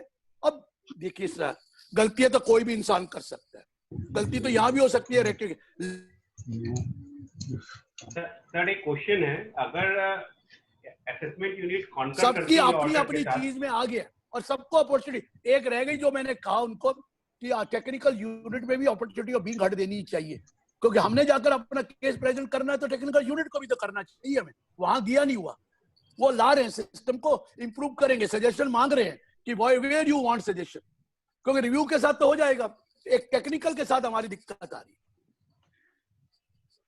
सर एक क्वेश्चन है कि अगर असेसमेंट यूनिट आपके अगर ऑर्डर को कॉन्कर करता है तो इन केस एनईसी उसको जो है वापस रिव्यू यूनिट के पास भेज सकता है कि नहीं भेज सकता? जरूर भेज सकता है कि अगर उनको लगे कि ठीक तरह से नहीं हुआ, वो लगाएंगे ना, टेक्निकल लगाएंगे, risk management strategy to great extend नहीं भेजेंगे, बट कहीं भाई आ गया है, ये तो मिस कर गया है, तो तब तो सर 148 और 260 ये चीज मैं आपको बता दूं, ये रिसर्च हो रही है कि क्या क्या इश्यूज आए, उस रिसर्च को सॉफ्टवेयर में डाल, वो ऑटोमेटिक टूल्स में डाल रहे हैं। टाइम लगेगा सर, टाइम लगता है, हर चीज को टाइम लगता है, देखेंगे वो आएगा। अभी भी हमारे पास सीपीसी से कई बार बेकार की चीजें पूछ रहे हैं, लेकिन देखिए ना, थोड़ा इंतजार कीजिए, सिस्टम में इंप्रूवमेंट आएगी, लेकिन हमें भी तो बदलना पड़ेगा अपने आप को। ये दिल नहीं मान रहा ना, हम कैसे बदले? हम उनके बारे में पूछ रहे हैं, अपने बारे में कोई जवाब नहीं दे रहे कि जी हम भी बदलेंगे। सर एक है, हम नहीं सुधरेंगे, हमें सुधरना पड़ेगा। हम उनकी बातें तो करेंगे, वो तो हम देख लेंगे, वो तो वो देखेंगे। पहले 4 उंगलियां हमारी तरफ हैं, जब भी हम किसी को ऊपर उंगली करते हैं 4 हमारी तरफ है। हमें भी सुधरना पड़ेगा, हमें भी सिस्टम बनाने पड़ेंगे, हमें भी सेक्शन पढ़ने पड़ेंगे। पहले सेक्शन पढ़ता कौन था? पढ़ने की दिल क्या करता है? कर लेंगे, मैनेज कर लेंगे। ये मैनेजमेंट खत्म हो गया, ये कनेक्ट खत्म हो गया, ये सिस्टम खत्म हो गया। क्योंकि पहले लिखा था द एओ इज सेटिस्फाइड, आप कहते थे लिखा ही हुआ है एक्ट में द एओ इज सेटिस्फाइड, और आप एओ को सेटिस्फाई कर देते थे। अब एक्ट में एओ इज सेटिस्फाइड खत्म हो गया, समझो। If the commissioner is satisfied, वहां सारे एक्ट में सेटिस्फाइड ही लिखा है, लेकिन आप भूल जाओ, अब सेटिस्फाई खुद करो, अपने आप को, दिल को मना लो कि अब हमें करना ही पड़ेगा, अब इसका कोई गुजारा, अब तो चुका ये काम, तो मैंने कहाँ जाओगे ये तो बता दो। अगर ये छोड़ दोगे, यहाँ अकल वालों का दिमाग है, रहेगा, जो अकल लगाएगा वो ऊपर, जो अच्छे फैक्ट्स नोट करेगा, अच्छी ट्रेनिंग ले ले, किसी बड़े साथ बैठकर सीखना, फिर दोबारा शुरू कर दे, अब फिर सीखना दोबारा शुरू कर दे। मैं पहले बता दूं, ऐसा नहीं है कि सारे ये वकील ऐसे काम करते थे, बहुत हम भी, सीए में भी यही है, मेहनत करोगे तो फल मिलेगा, मेहनत नहीं करोगे तो फल नहीं मिलेगा। बहुत आदमी हो गया सर, बहुत हो गया। चलिए सर, आपने जैसा कहा कि ये टीम बेस्ड असेसमेंट है। हाँ जी, हाँ जी, हाँ जी, बोलिए बोलिए। Friends, as the time is precious, we'll take another 2 questions as we have left with faceless appeals also. तो वहां पर कौन सा खुश हो जाएंगे? संजय रोहिल्ला साहब वहां तो और नाराज हो गए। हाँ, कौन से खुश होना है सर? वो भी सेम लाइन है। हेलो, जैसा आपने कहा ये टीम बेस्ड असेसमेंट है, तो ये assessment order is pass by which rank of the officer? Sir देखिए मैं आपको बताऊं, जो असेसमेंट यूनिट के नीचे लोग होंगे वो होंगे additional commissioner of income tax, deputy commissioner of income tax and income tax, assistant commissioner of income tax and ITU. ये अथॉरिटीज हैं असेसमेंट यूनिट में, यही अथॉरिटीज हैं टेक्निकल यूनिट में, यही अथॉरिटीज हैं वेरिफिकेशन यूनिट में, और यही अथॉरिटीज हैं रिव्यू यूनिट में। अलग अलग अथॉरिटीज बना दी, और ये बना दी कि ये ऐसे होगा। एडिशनल के नीचे ऊपर बैठा है रीजनल ई असेसमेंट सेंटर, वो तो मॉनिटर करेगा ना, उनका काम ही क्या है, ओनली मॉनिटर करना। वो मॉनिटर कर रहा है, प्रिंसिपल चीफ कमिश्नर बैठकर वो मॉनिटर करता रहेगा, भैया जो इनको आया वो उसकी रिपोर्ट लेता रहेगा कि अब ऑर्डर पास कर रहे हैं नहीं कर रहे, आप प्रॉपर कम्युनिकेशन कर रहे हैं कि नहीं कर रहे, आप मंथली रिपोर्ट लीजिए कितने केस करे, वो उसका काम है, बाकी उसका काम कुछ नहीं है। NESE फाइनली ऑर्डर कर रही है तो उसका हाँ। 263 कैसा हो सकता है सर? सर अभी 263 का भी आ रहा है ना फेसलेस, वैसे तो 99% 263 नहीं, खत्म आज हो के जाएगा। डेट में, आज के डेट में 99% 263 होगा ही नहीं। कहाँ ऑर्डर इरोनियस हो गया, इरोनियस होगा कई बाई चांस टेक्निकल के पास ना गया या एओ ने असेसमेंट यूनिट ने डिमांड ही नहीं करी तो इरोनियस हो सकता है। तो इरोनियस होगा तो कमिश्नर अपील कमिश्नर करेगा, जुरिडिक्शनल कमिश्नर, उनकी भी आप जुरिडिक्शन चेंज कर रहे हैं। अभी तक तो इरोनियस, देखिए दो कंडीशन है, the order should be erroneous and prejudicial to the interest of the revenue. दोनों कंडीशन सेटिस्फाई होगी तो वो 263 चलता रहेगा, 263 चलता रहेगा, नहीं तो 263 भी ऑटोमेटिकली रिडंडेंट हो जाना है थोड़े दिनों में। लास्ट क्वेश्चन फ्रॉम पूर्णाचंद होता था सर, पुरानी केस का क्या करेंगे सर? सर पुराने के लिए आ रहा है 99% वो ये ई में ही जाएगा, फेसलेस में ही जाएगा। Faceless, thank you sir. There are 2 more questions in the chat हाँ box. बोलिए sir. Sir one is the TDS survey का असेसमेंट कैसे होगा सर? सर फिर वही बात आ गई, ये असेसमेंट प्रोसीडिंग है, ये TDS सर्वे नहीं है। वो TDS का TDS वाला अभी भी फेसलेस नहीं है, वो बाद में आएगा। आप इसको TDS को यहाँ क्यों ला रहे हैं? ये सिर्फ असेसमेंट है, असेसमेंट प्रोसीडिंग। TDS में कोई असेसमेंट प्रोसीडिंग थोड़ी होती है, TDS की तो अपनी प्रोसीडिंग है, वो अलग है। उसका अभी तक फेसलेस नहीं आया, आएगा नोटिफिकेशन, उसका भी आ रहा है फेसलेस, लेकिन अभी नहीं आया। So don't involve that TDS here, it is only for assessment. चलिए एक रूपिन मर्चेंट आपका लास्ट सवाल हम लोग ले रहे थे, जुडिक्शन इन 148 इज स्टिल विद AO? अभी तक है 148 को AO करेगा और 148 के बाद आप शो का वो जवाब देंगे, जवाब को वो डिस्पोजल करेगा। अगर आपने कोई ऑब्जेक्शन रेज करी रिटर्न भरने के बाद, कोई ऑब्जेक्शन करी, उसके बाद 142(1) इशू कर देगा और हैंड ओवर कर देगा NEC को 143(2) इशू करने के, उसके बाद वो NEC को हैंड ओवर करेगा। सर एक ओनली क्वेश्चन है, ये जो अलग अलग हाई कोर्ट के अलग अलग जजमेंट होते हैं। हाँ बहुत अच्छा बोला आपने। यस ये वो कहने जा रहे हैं कि हम रिसर्च करके ये उनको इनपुट अपने टेक्निकल यूनिट को बता देंगे। पहला नंबर ये कि जिसकी तो हाई कोर्ट की अपील सुप्रीम कोर्ट में गई है उसको तो मानो ही ना, लेकिन वो कहेगा जुरिडिक्शनल हाई कोर्ट को तो मानना पड़ेगा ना। वहां क्या होगा, कहता हम बता देंगे, that technical unit will take care of that. तो और टेक्निकल यूनिट ही देखकर उनको इन्फॉर्म करेगा, वो इनसे हेल्प लेंगे टेक्निकल यूनिट से, और टेक्निकल यूनिट करेगा कि what is to be done in this matter. भाई SSC का जुरिडिक्शन देखा जाएगा।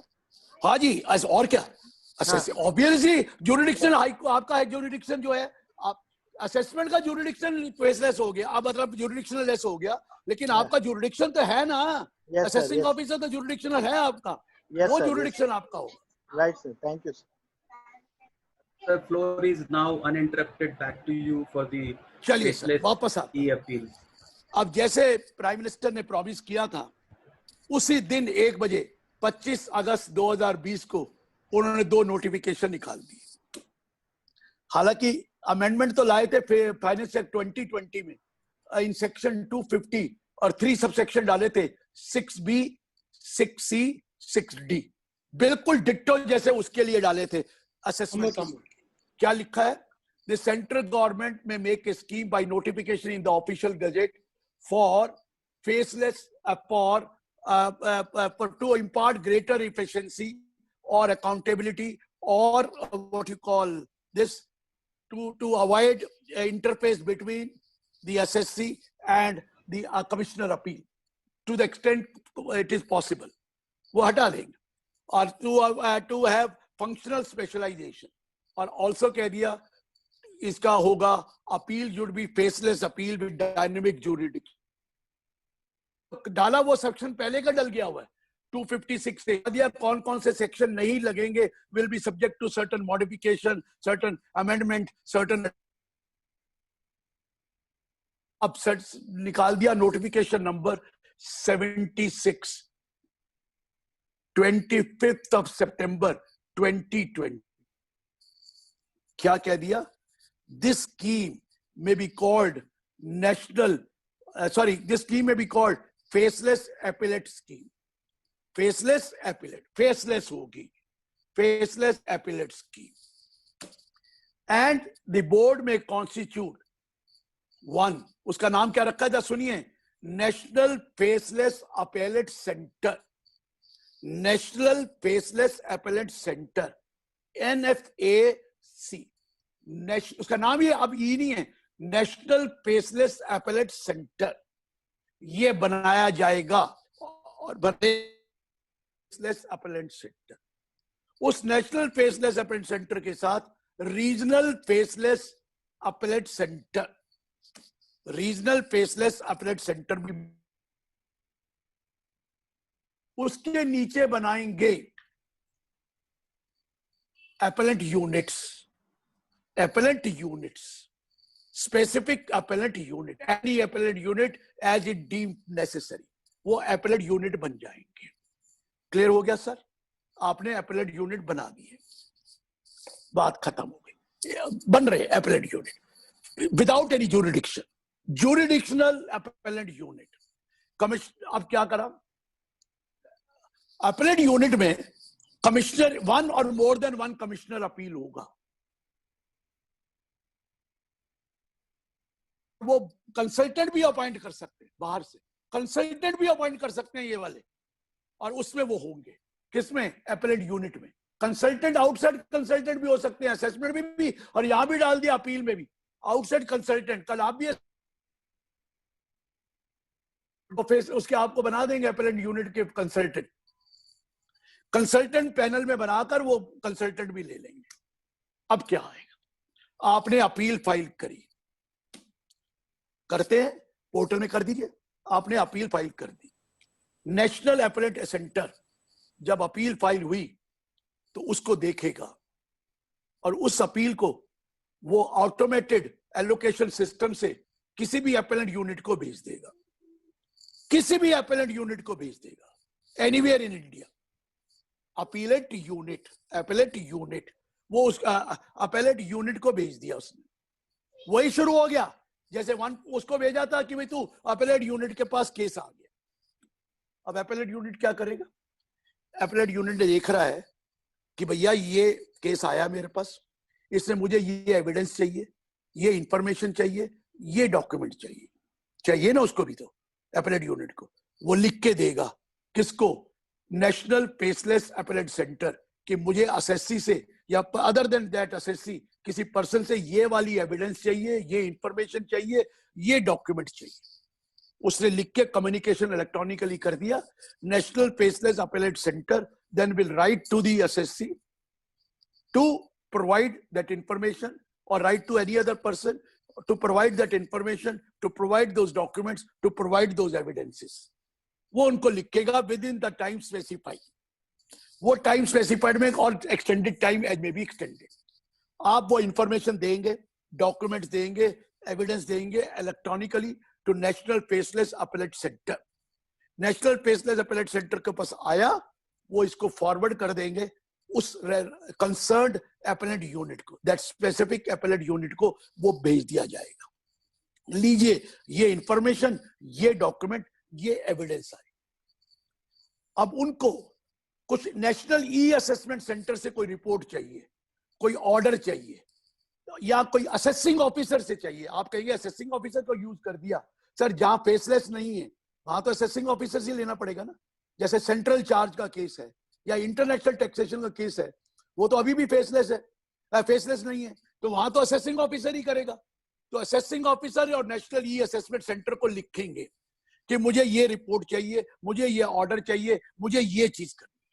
तो नेशनल ई असेसमेंट सेंटर से जो रिपोर्ट मांगी, जो इंफॉर्मेशन मांगी, जो एओ से मांगी, वो एओ और वो नेशनल अपीलेट सेंटर को देगा, और नेशनल अपीलेट सेंटर उस अपीलेट यूनिट को दे देगा। अब आपने कोई इंक्वायरी करनी है, आप इंक्वायरी करिए, कमिश्नर अपील वाले जो वो है अपीलेट सेंटर, अपीलेट यूनिट, लेकिन वो इंक्वायरी करवाना चाहते हैं असेसिंग ऑफिसर से, तो वो किसको लिखेंगे, एनईसी को लिखेंगे कि we want this inquiry to be made.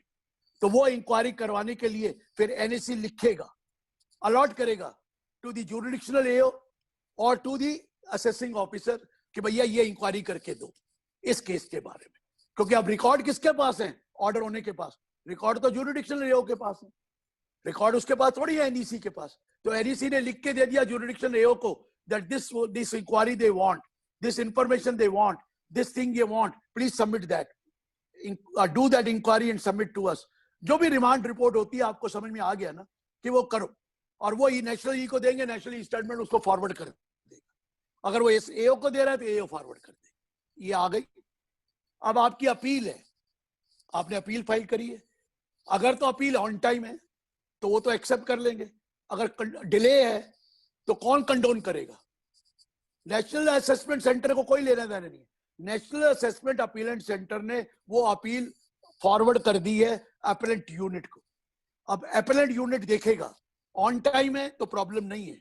अगर उसको लगता है ये डिले है तो कंडोनेशन ऑफ डिले की आप एप्लीकेशन देंगे, आपने एप्लीकेशन साथ में लगाई होगी, वो कंडोनेशन ऑफ डिले का रिव्यू करेगा कि भाई रीजनेबल कॉज है, ये कंडोनेशन ऑफ डिले मुझे करनी चाहिए कि नहीं करनी चाहिए। That decision will be taken by appellate unit, not the national appellate unit. Appellate unit decision लेगा, जैसे अभी भी कमिश्नर अपील ही तो लेते हैं डिसीजन कि डिले कंडोन करनी चाहिए, there is a sufficient cause for not making appeal on time. अगर वो सेटिस्फाई हो जाएंगे तो वो एक्सेप्ट कर लेंगे, एडमिट कर लेंगे अपील को। नहीं सेटिस्फाई होंगे तो रिजेक्ट करके इन्फॉर्म कर देंगे किसको? एनईसी को। We are not satisfied, we are not going to give any condone any delay and that's why we are rejecting this claim. और एनईसी फिर उसको इन्फॉर्म कर देगा। अगर अपील एडमिट हो गई तो वो लिख देंगे कि हमने इसको एडमिट कर लिया। अब आगे भी तो है एडिशनल ग्राउंड्स। अब एडिशनल नहीं, उससे पहले नहीं, एडिशनल ग्राउंड इसके पहले कौन है? आपको पता है जब अपील आप फाइल करते हैं तो उसके साथ जो टैक्स बनता है रिटर्न इनकम का, वो आपको जमा कराना पड़ता है। ये तो मालूम है ना सर, सेक्शन 249 में कि whenever you file an appeal, if there is a tax due on return income you have to pay. उसमें क्लॉज बी भी है कि आपने रिटर्न डाली नहीं हुई है, रिटर्न नहीं डाली हुई, लेकिन आपकी असेसमेंट हो गया आ गई 144 में, आप अपील फाइल कर रहे हैं, तो जितना एडवांस टैक्स पेबल है वो आपको जमा कराना पड़ता है अपील करने से पहले, जितना उसके ऊपर एडवांस टैक्स पेबल था। उसके लिए आप रीजन दे सकते हैं कि नहीं सर इसको कंडोन कर दीजिए, एग्जेम्पशन दे दीजिए, एडवांस टैक्स की जरूरत नहीं है, हमारा जो ऑर्डर हमारी बनती नहीं है तो कोई डिमांड। तो उस केस में वो उसके बाद पावर है कमिश्नर अपील के पास कि वो एग्जेम्पशन दे दे, तो आप उसकी एप्लीकेशन देंगे। Sir we have not filed a return but order has been passed, we have filed an appeal against this order but please give us exemption for not depositing the advance tax before admitting the appeal. और वो अगर exemption, अगर appellate unit देखेगा कि ये genuine cause है, आपको अब हियरिंग नहीं देगा, जेन्युइन कॉज है, तो आपको एडमिट कर लेगा अपील को कि no need to give advance tax. नहीं तो रिजेक्ट कर देगा और कहेगा पहले एडवांस टैक्स जमा कराओ फिर हम एक्सेप्ट करेंगे, नहीं तो हम एक्सेप्ट नहीं करेंगे। ये 2949 में लिखा हुआ है कि जब आपने रिटर्न नहीं भरी और आपका असेसमेंट हो गया और आपने उसकी अपील फाइल करी तो जितना टैक्स बनता था वो तो एडवांस टैक्स बनता था वो तो जमा कराना चाहिए था, वो उसके लिए भी एग्जेम्पशन। चलिए अपील आ गई किसके पास? अपीलेंट यूनिट को। वो स्टडी करेगा, उनको कुछ इंफॉर्मेशन चाहिए, उनको कुछ डॉक्यूमेंट चाहिए, उनको कोई एविडेंस चाहिए, लिख देगा अपीलेंट सेंटर को कि मुझे ये डॉक्यूमेंट, ये इंफॉर्मेशन दे दीजिए। उसको कोई और चीज चाहिए नेशनल ई असेसमेंट सेंटर से या असेसिंग ऑफिसर से, वो उनको लिख के भेजेगा और national e assessment centre jurisdiction से लेकर आपको भेज देगा। वो भी हो गया। अब एडिशनल कई बार ग्राउंड लेते हैं कि आपने एडिशनल ग्राउंड ले लिए during the hearing of appeal.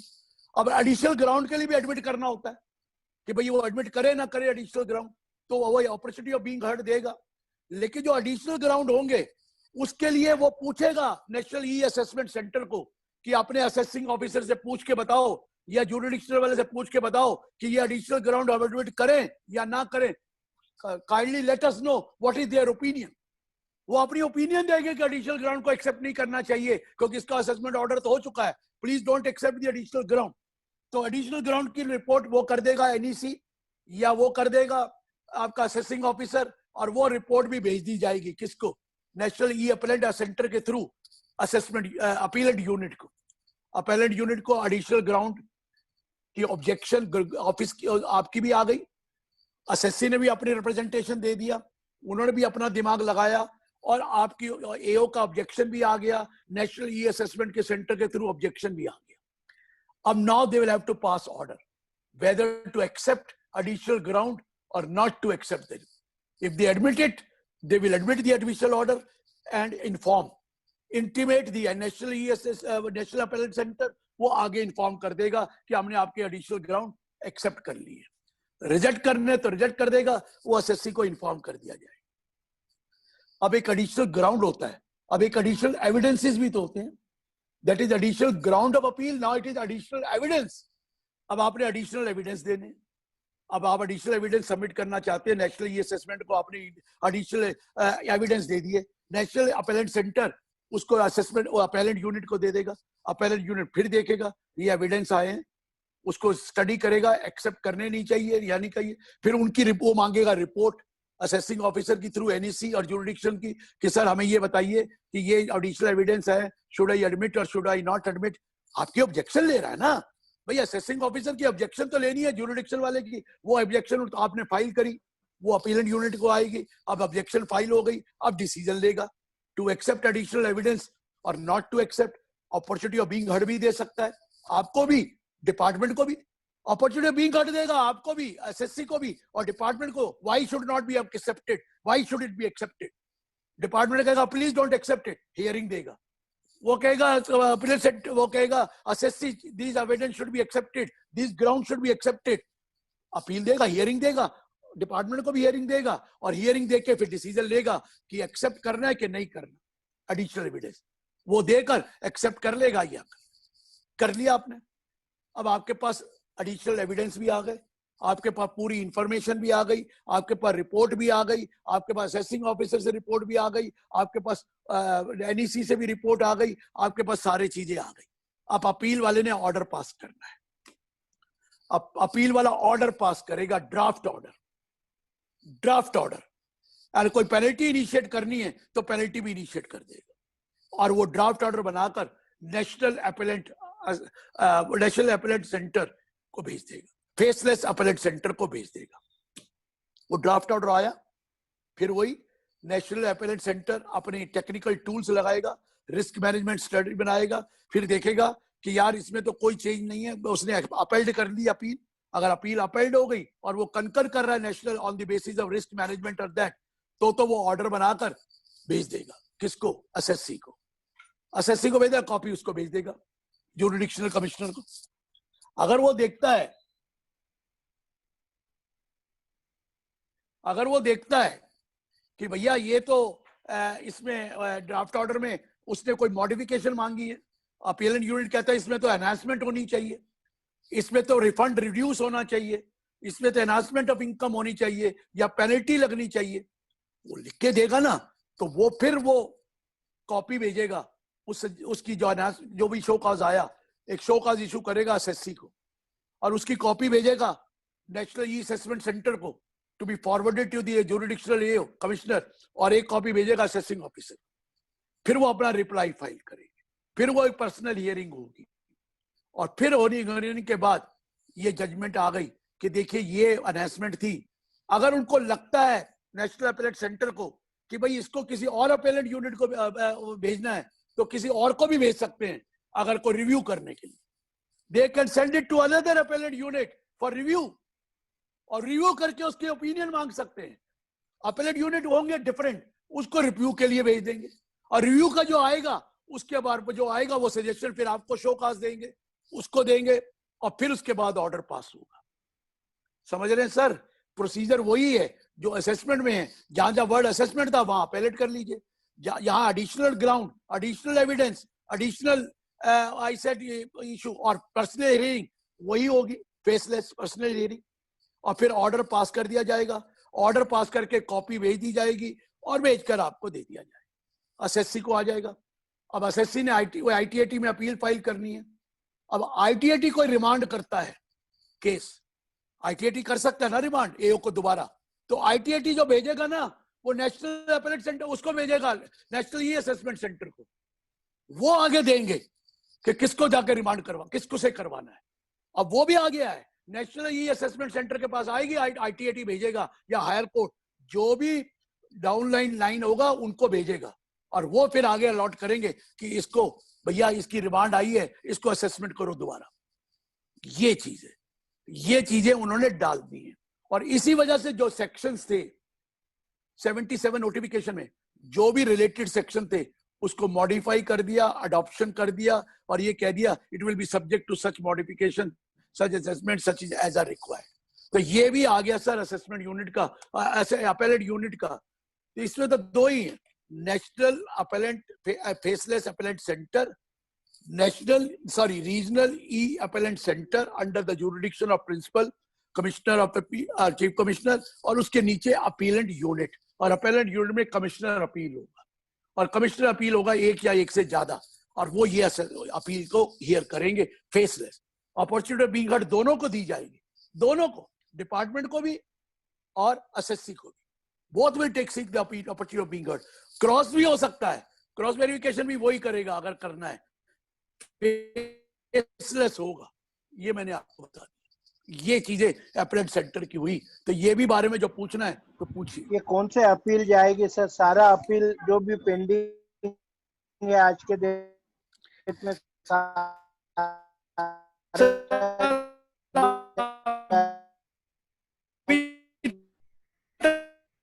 तो अभी तो जल्दी था कि रुपीस तक का जो डिमांड है उसके तो वो अपील कर रहे थे फेसलेस, वो सॉरी उन्होंने कर दिए, ऑर्डर पास कर दिए अप टू 10 लाख, और बाकी कहा था रोक दीजिए।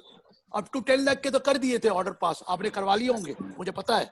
30 सितंबर तक ऑर्डर उनको कहा था कर दीजिए, जो 10 लाख तक की डिमांड के हैं उनको बुलाकर ऑर्डर पास कर दीजिए, और वो हो गए होंगे। जिसने करा लिया वो बच गया, नहीं कराया तो हो सकता है कि अब ये सारा फेसलेस में ही ट्रांसफर कर। ये इंस्ट्रक्शंस अभी आने वाली है, आपको थोड़ा इंतजार करना पड़ेगा कि वो जो एग्जिस्टिंग अपीलों का क्या होगा, वो थोड़ी सी इंस्ट्रक्शन देंगे इंटरनल, और वो अगर अपीलेंट यूनिट को दे दी तो आपको नोटिस आ जाएगा कि अपीलेंट यूनिट को दे दी गई है। अगर वो एग्जिस्टिंग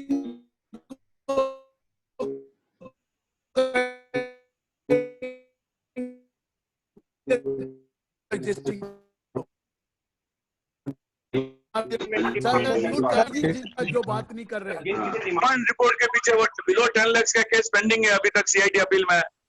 सर वो जो है, अब वो देखिए ना, अपील पेंडिंग था, जिसकी हो गया तो वो कर दिया गया, जिसकी नहीं हुई वो रिमांड रिपोर्ट आएगी। अब ये इंटरनल इंस्ट्रक्शन है, मैं डिपार्टमेंट से नहीं आया, मैं तो आप जैसा आदमी हूँ, डिपार्टमेंट वाले डिसाइड करेंगे। वो तो मोदी जी को खुश करने के लिए उन्होंने अपील तो ये तो सारा बना दिया। अब इंटरनल इंस्ट्रक्शंस आएगी जो रोक रखी थी कि फर्दर ऑर्डर आएगा, अब उसके हिसाब से अपील करना। अब फर्दर ऑर्डर अब आएगा उनका इंटरनल कि भी आपको फेसलेस करनी है, कि यही इसमें जानी है कि आप कर सकेंगे। ये you will have to wait for some time and then we have to wait for, उसके लिए वेट करना पड़ेगा सर। हाँ, नहीं तो आपको अपीलेट यूनिट से आ जाएगा ना, नेशनल अपीलेट यूनिट से लेटर आ जाएगा कि आपका केस हमने इधर ले लिया है। Information from national appellate unit. हाँ जी, हेलो, हाँ जी, हाँ जी बोलिए सर। अपील में जैसे जो भी ऑर्डर पास होते हैं वो क्वासी जुडिशियल है, so whether that order can be reviewed by the any of the other authority?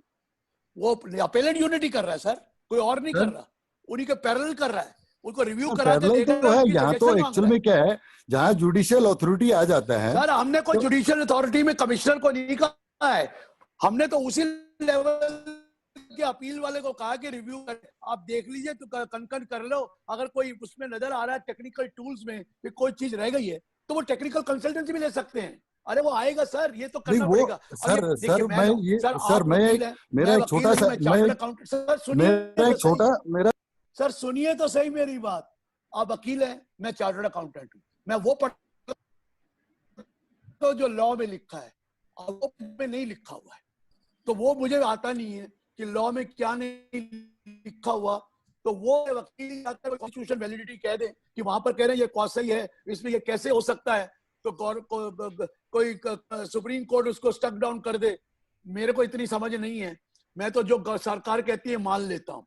वकील तो सरकार के अगेंस्ट ही तो बात करते हैं, तो वो आप अपने जो सीनियर को कहिए कि वो वहां पर कॉन्स्टिट्यूशनल वैलिडिटी के बारे में करें कि ये तो क्वासा ही है, ये कैसे हो सकता है? उसी अपील एक ने डिसीजन लिया और दूसरे से रिव्यू करा रहे हो।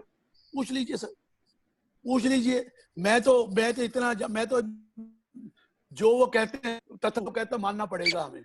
बाकी तो कई चीजें कॉन्स्टिट्यूशनलिटी के लिए गई, अपेल्ड हो गई। गवर्नमेंट डिपार्टमेंट आजकल लॉ वाले से पहले मिनिस्ट्री से ऑलरेडी वेट करा लेता है, हर एक चीज वेट होती है।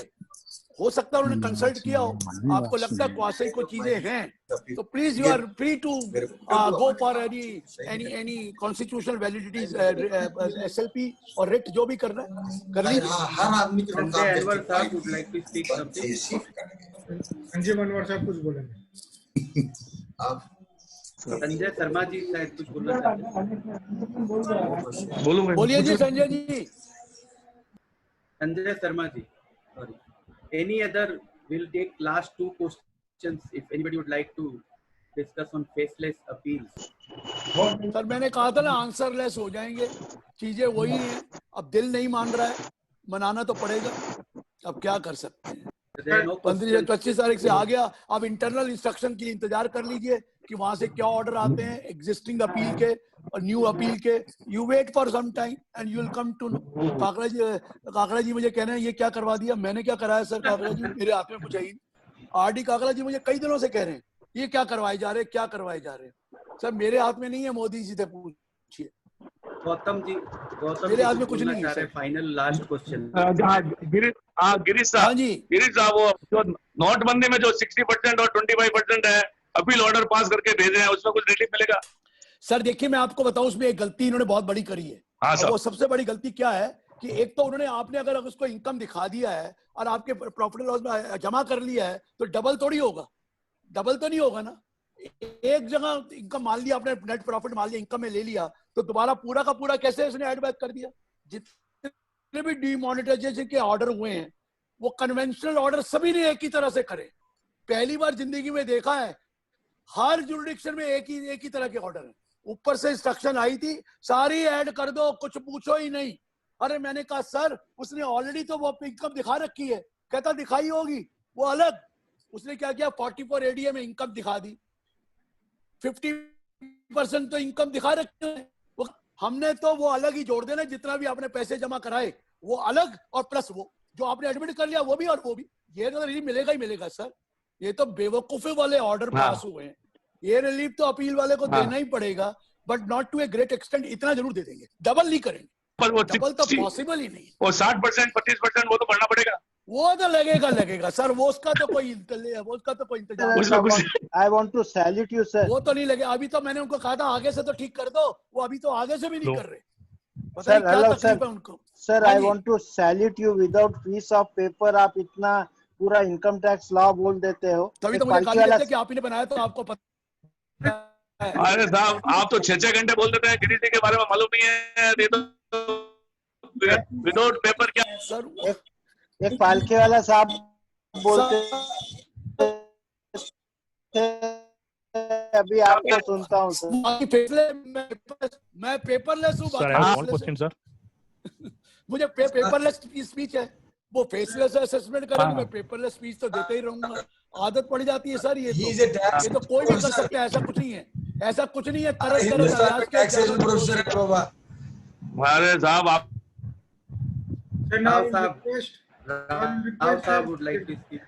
सर मैं joint secretary east zone Girdhar Dhelia ji से रिक्वेस्ट करूंगा कि वो वोट ऑफ थैंक्स प्रपोज करें। गिरधर, हेलो हेलो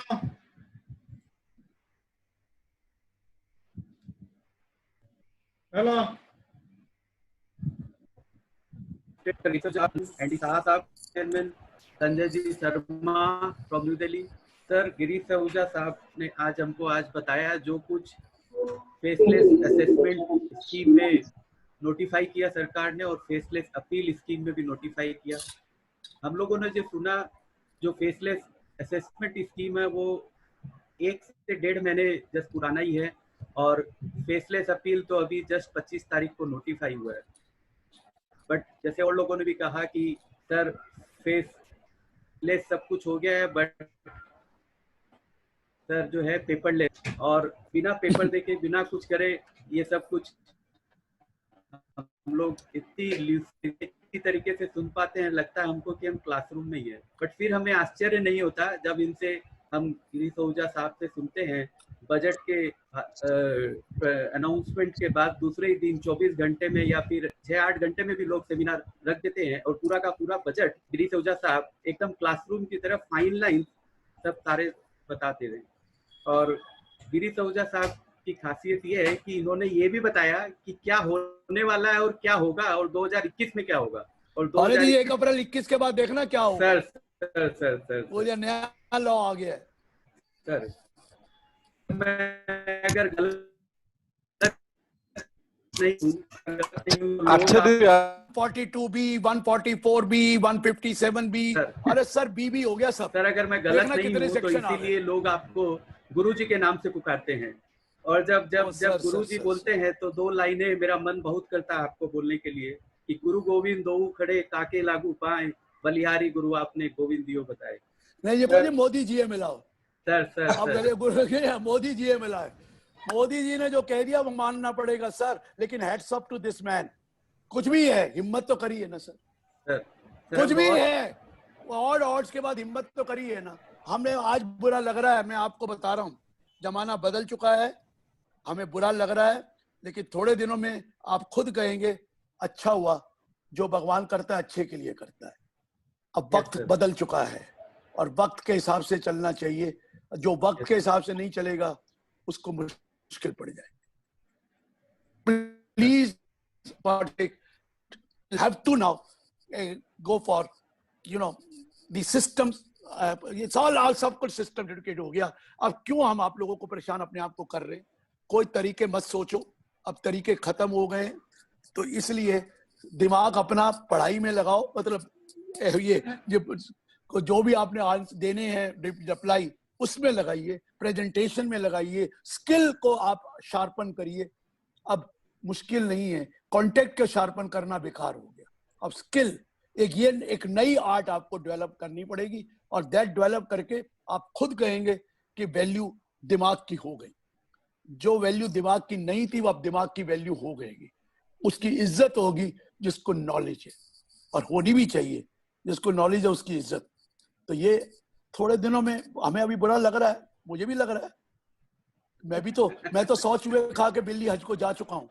अगर आपने 98 खाए तो 2 और खा लेना, लेकिन वक्त नहीं है, बदल दो अपने आप को, बदल लो, यही होगा बस। सर हम आभारी हैं कि आपने इतने व्यस्ततम दिनचर्या के बाद भी और AIFTP का निमंत्रण स्वीकार किया और thank you sir, thank you.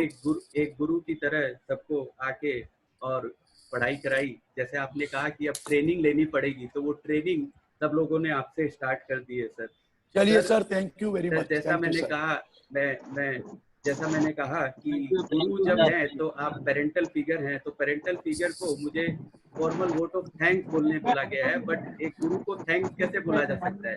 तो इसीलिए मैं AIFTP की तरफ से अपनी तरफ से एक फॉर्मल प्रोटोकॉल जो है उसके लिए आपके चरणों में सादर प्रणाम करता हूँ सर। Welcome sir. आपको बताओ, stay healthy, everybody should stay healthy.